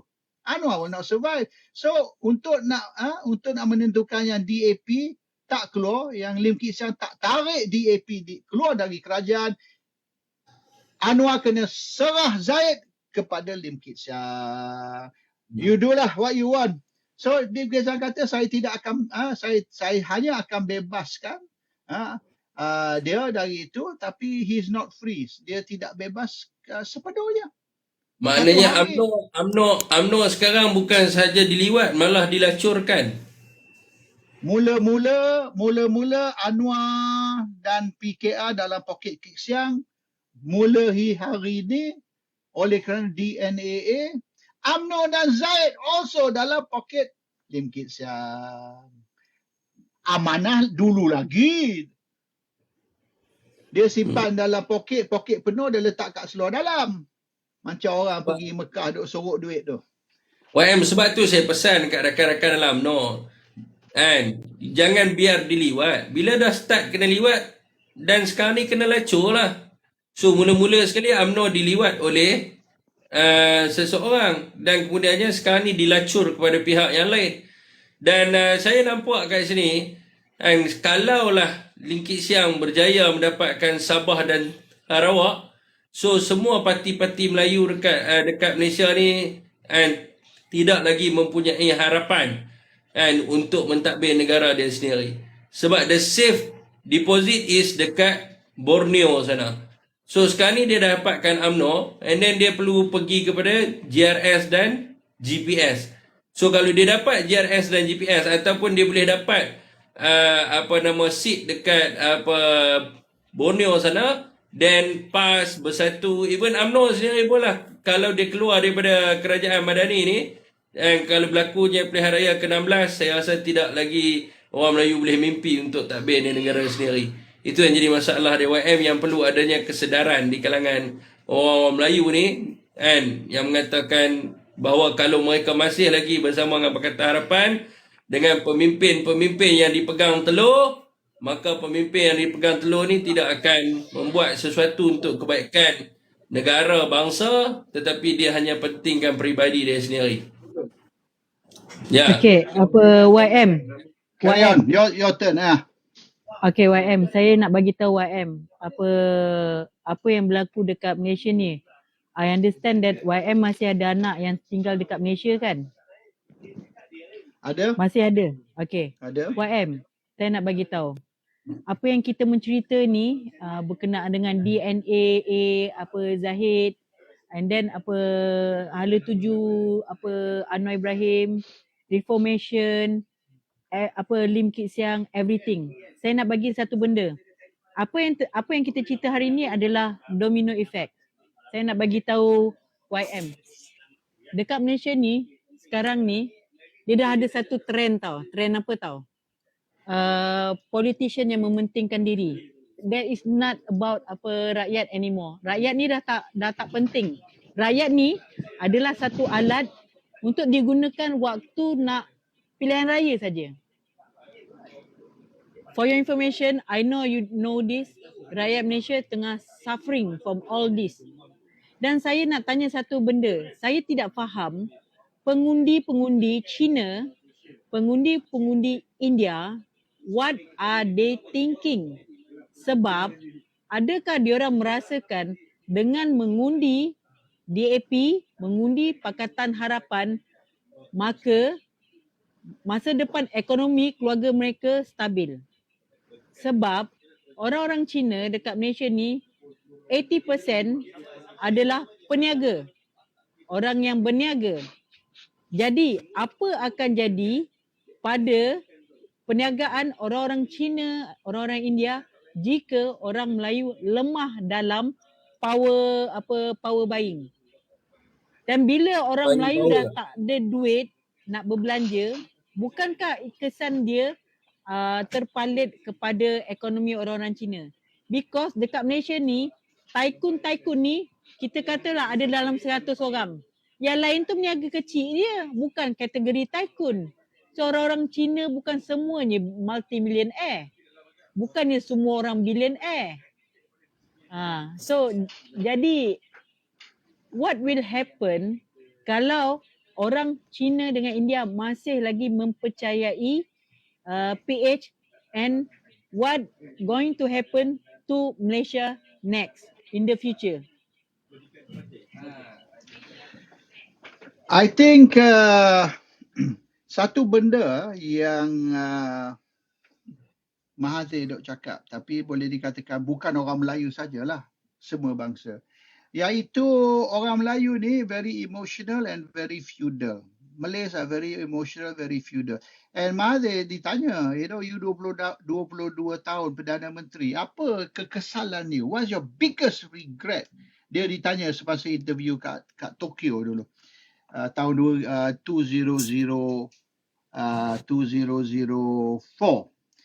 Dia kata my greatest regret is I tak boleh nak ubah sikap dan perangai orang Melayu. Orang Melayu ni masih kuat sangat feudal and kuat emotional. Bukan macam orang bukan Melayu tau. Orang bukan Melayu ni they are very pragmatic. So kalaulah orang Melayu boleh macam orang bukan Melayu, become less feudal, less emotional and more pragmatic, mana orang Melayu boleh maju. The problem is ni. So yeah, di antara macam kita duduk dulu lah masa saya kecil dulu. Kita banyak duk cerita yang kalau tak ada orang Cina, orang Melayu lapar. Why? Kalau tak ada orang Cina, orang Melayu lapar sebab penjagaan dia seorang Cina, bukan Melayu. There'll be no food. Dia lupa masa perang Jepun dulu, masa perang dunia kedua, masa Jepun menakluk Malaysia dari tahun 41 hingga tahun 45. 3 tahun setengah Jepun menakluk Malaysia, memerintah Malaysia. Orang Melayu banyak makan orang Cina yang banyak starving tau di mana-mana. Sebab apabila berlaku peperangan, there's no import-export industry anymore. Maknanya orang Cina sudah tak ada makan. So what happened is, orang Melayu tak ada mati kebuluran. Orang Cina, yes. Orang India, yes. They didn't have food. So, Malays can survive actually. Dalam keadaan tak ada makanan, ini orang Melayu tahu tu. So, the Chinese punya greatest fear is bukan sangat ekonomi tau. Dia takut ni Malaysia akan jadi macam Afghanistan. Itu.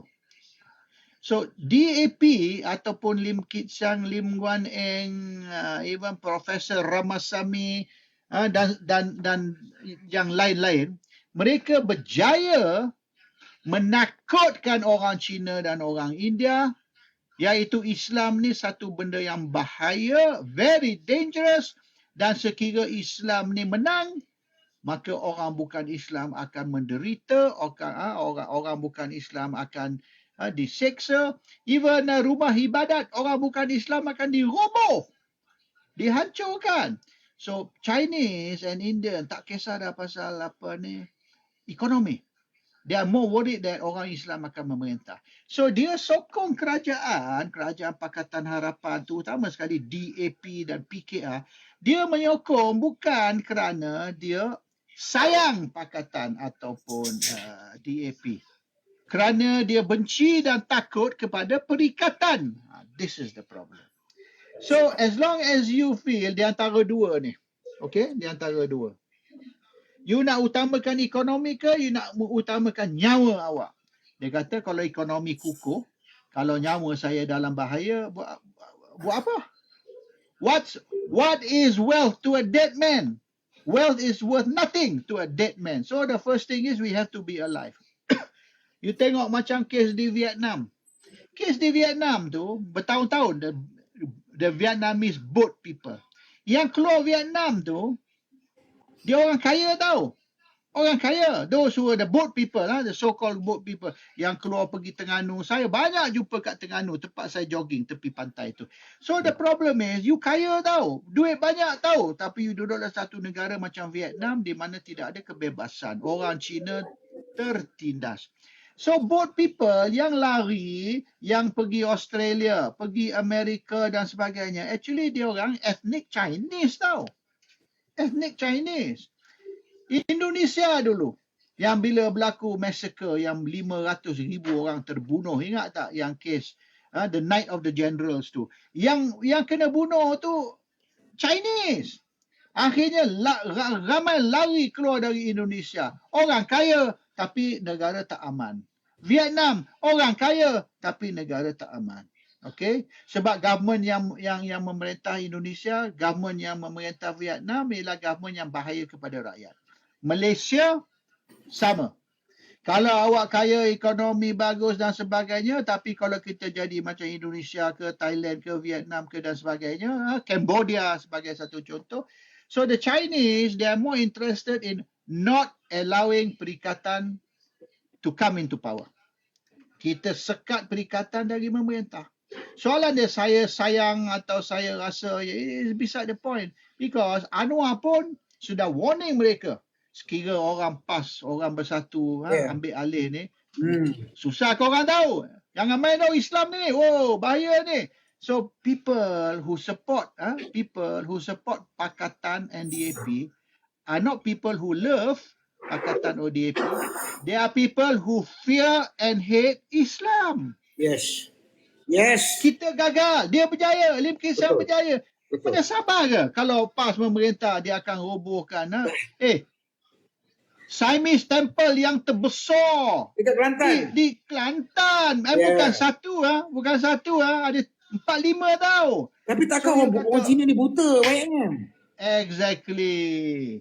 So it basically is sentiments, emotion, and the most important thing yang diguna oleh Hitler, diguna oleh Mussolini, is fear factor. Betul. You main fear factor, dia orang akan ikut you sampai ke jamban, dia duduk luar jamban, tunggu you luar jamban. Sebab you are the security tau. Yes. You are the savior. Yeah. That is more important than money. Because money to a dead person is worth nothing. Yeah. This is the reality. Yeah. So kita orang Melayu tak berapa nampak tau. Dia punya fear factor ni. Sebab kita bukan Cina. Pasal tu kita tak nampak. Nampak, ya. Tapi sekarang dah macam kelihatan lah. Kita Sekarang telah menghampiri 1 jam sebenarnya, bukan 1 jam dalam perbualan ni. okey, saya nak tambah sikit tambah sikit Ya, daripada ya. aku. 1 jam setengah. Ya, Okey. 1 jam setengah. Okey, Dia macam ni tau, yang apa fear factor ni yang digunakan ni, ini yang buatkan you tengok Zahid, DAP tahu, macam KJ ada bagi tahu dalam keluar sekejap tadi. Dia cakap tenang aja. DAP tahu apa saja mereka buat disebabkan apa yang YM cakap tu betul. Apa saja mereka buat, fear factor tu dah lekat dalam hati dia. Engkau letak kambing jadi Perdana Menteri pun asalkan dia PH, mereka akan sokong. Pencuri ke perompak ke, they don't care as long as we are safe. That's it. That's it. Dan benda ni saya dah cakap 3 bulan lepas tentang fear factor ni. That's it. Akak, mic kak. Kalau dah cakap buka mic, kalau tidak dia nampak. Okey, Salim, YM dengan Syafiq, saya nak tanya satu benda Jika orang pengundi-pengundi DAP ni takut kepada PN kerana agama, kerana bangsa, tidak takut kerana ekonomi, maka saya tak tahulah bersetuju atau tidak. Sebab benda ni diorang yang buat PH buat satu gerakan. Dia buat satu gerakan untuk boykot orang-orang PN. Apa kata kita lemahkan orang-orang DAP ni, kita boykot DAP dan kita buy PN first. Pandangan saya. Sebab apa? Guna cara lembut kita explain, kau tak nak dengar. Kita buat macam-macam cara kau tak nak dengar. Let's do that. Senanglah. Aku dah So letih for me, kalau saya ada seorang anak yang degil, saya cakap pelan-pelan tak nak dengar. Saya cakap tinggi suara tak nak dengar. Apa lagi rotan lah. Pada pandangan saya, buy PN first. PN first. Relevan ke tidak? Tapi YM belajar dekat Manchester macam mana dia nak buy PN first, dia kena buy DC juga all this trust. No. YM ni pengaruh dia besar. Dia kalau promo, dia kalau duk cerita kat orang, that's very important thing. Yang kat sini kita implement benda tu. Kita kena buat, bila dah jadi semalam, bila dah tengok sampai tahap maksimum Anwar dibebaskan dengan arahan Anwar ni, lepas tu DAP pengundi ni masih ikut depa. We have to stop this thing lah. Kita Malaysia, kau kata tak nak resis. Okey, kita cerita pasal resis Mari, YM izinkan saya Saya nak cerita pasal resis. Okey. Dia kata Melayu resis. Ada setengah Melayu dalam Twitter kalau you tengok dia malu menjadi bangsa Melayu. Dia kata, aku malu lah. Bangsa Melayu ni perompak, pencuri apa semua kan. Cuba tengok bangsa Cina ni. Suci, bersih. Alamak, aku sebut Cina lah, sorry Sorry polis, minta maaf Ayub, Abid, sorry Abid. Okay. DAP. DAP. Okay, so dia pengundi DAP ni, mereka apa nama dia? Mereka tak kisah. Apa benda ni semua tak kisah. Janji keselamatan tu. Dia nak keselamatan tu. Dia sebenarnya kalau nak ikutkan cerita, mereka lebih resis daripada kita. Sebab at least orang Melayu ni ada juga dia bagi dekat PH undi, ada bagi dekat PAS, ada bagi kat Bersatu, ada bagi kat UMNO. Orang Melayu ni lagi rational lagi daripada apa yang YM cakap tadi tu lah. Mereka lebih resis sebenarnya. Buy PN first. Ya, YM dah tu. Silakan. This kind of embargo, trade embargo, kita panggil trade embargo, ataupun boycott, trade boycott, dia hanya boleh berjaya sekiranya kita punya keperluan ni is fully covered. Tapi bila di kedai-kedai di Malaysia ni banyak barang not available, tidak boleh diperolehi di kedai Melayu ataupun kedai yang kita anggap sebagai pro perikatan, it's going to be problem. Saya ambil contoh di Manchester sini. I'm running a restaurant in Manchester, family lah. So our kopitiam is a kopitiam. Tapi kita cater banyak kepada orang kulit putih lah, rather than Asians. And kita terpaksa beli keperluan kita untuk kopitiam, which is very unique lah. I mean, you nak buat laksa, you nak buat Penang prawn mee, you nak buat mi mamak. You have to have the Malaysian ingredient. Dia ada 2-3 kedai saja kat sini yang kita boleh beli dia punya tu, iaitu kita pergi China Town ataupun kita pergi Wing Yip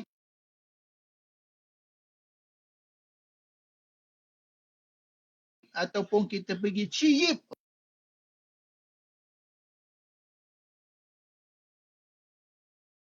Orang yang duduk Manchester tahulah. Wing Yip, Chi Yip, Chinatown. Tempat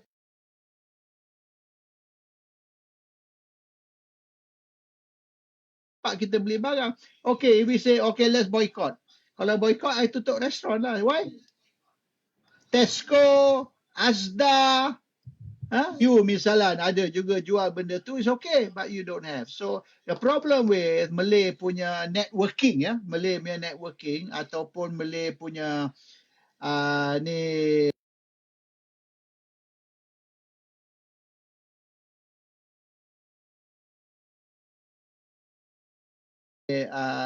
trade structure, kita tak cukup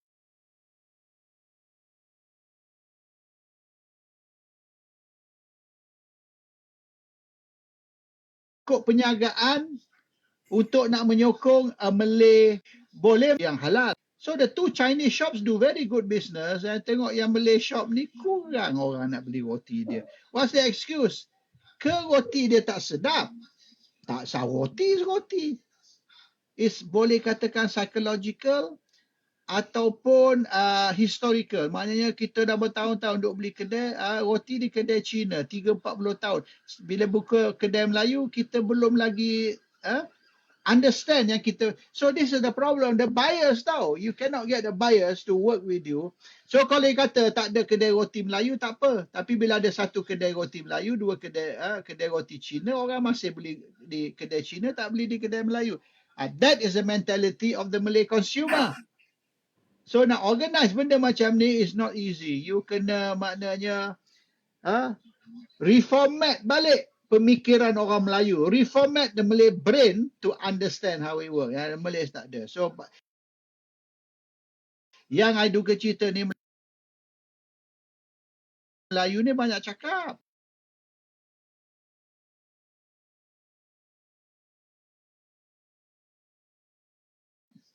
Berapi gurau, reformasi.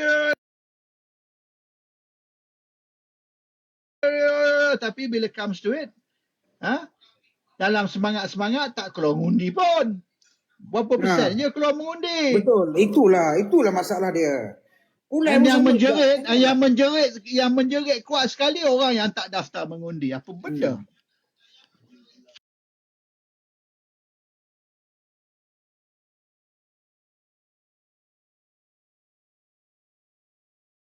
Sini automatik apa boleh mengundi YM? Ya.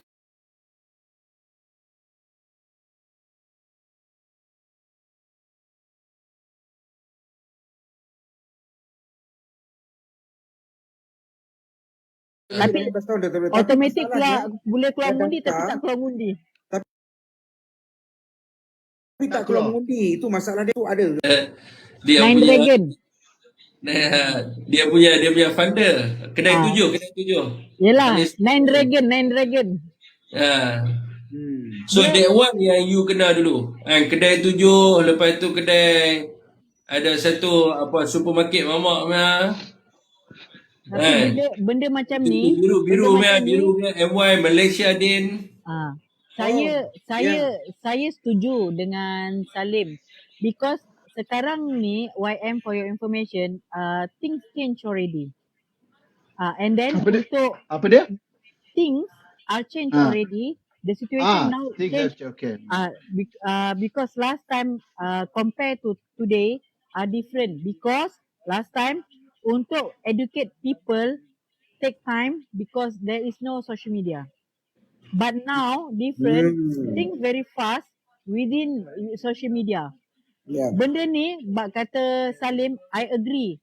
20, 30 atau 40% we can cover. We cannot go all. Betul. Tak mungkin. Tapi saya boleh tapi saya boleh nampak benda ni boleh pergi lagi laju if it's been lead by Syafiq, Salim atau apa Sir Azri together. Yeah.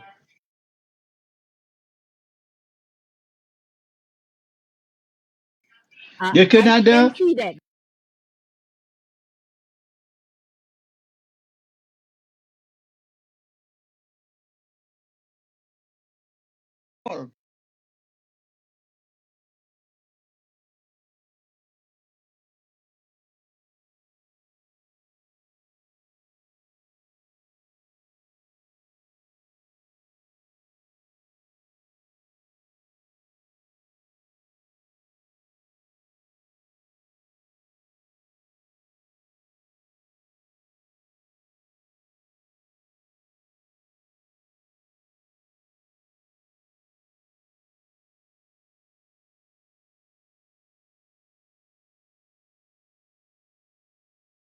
tak cukup, budak-budak bawah umur, child labor.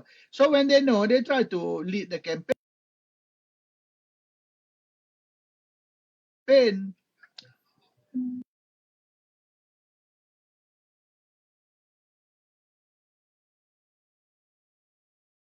Not that easy.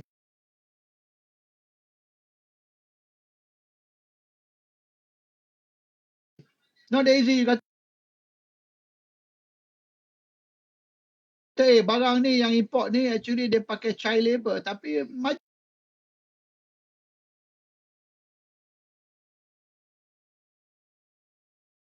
juga adalah seorang dua, a few people yang conscious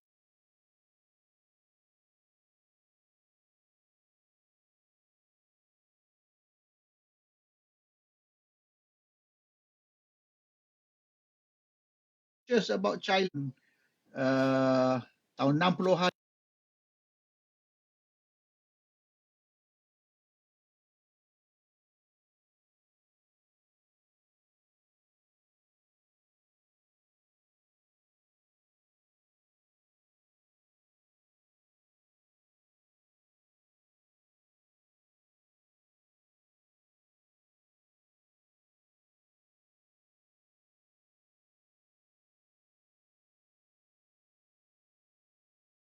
violence untuk nak boycott Rothman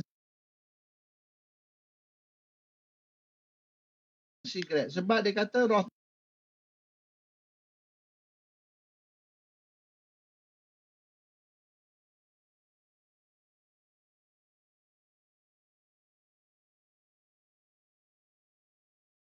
ke tiang dan sebagainya.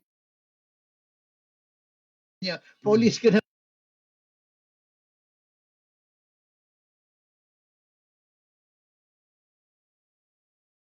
bagi potong handcuff.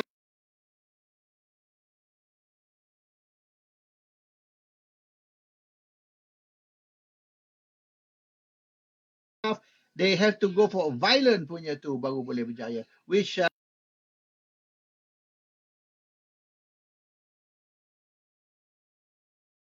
untuk Malaysia we can't do that lah, ya. Kita tak nak lah buat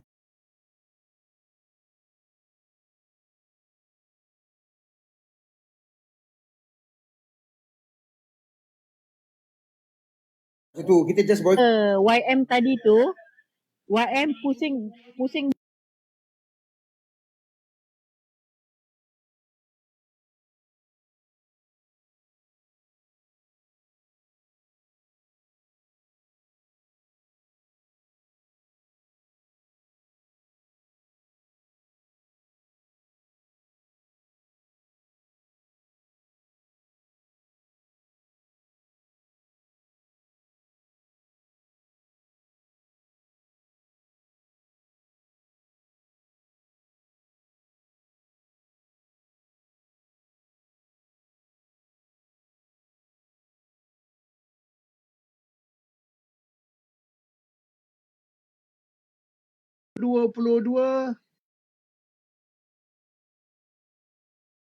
Lim Kit Siang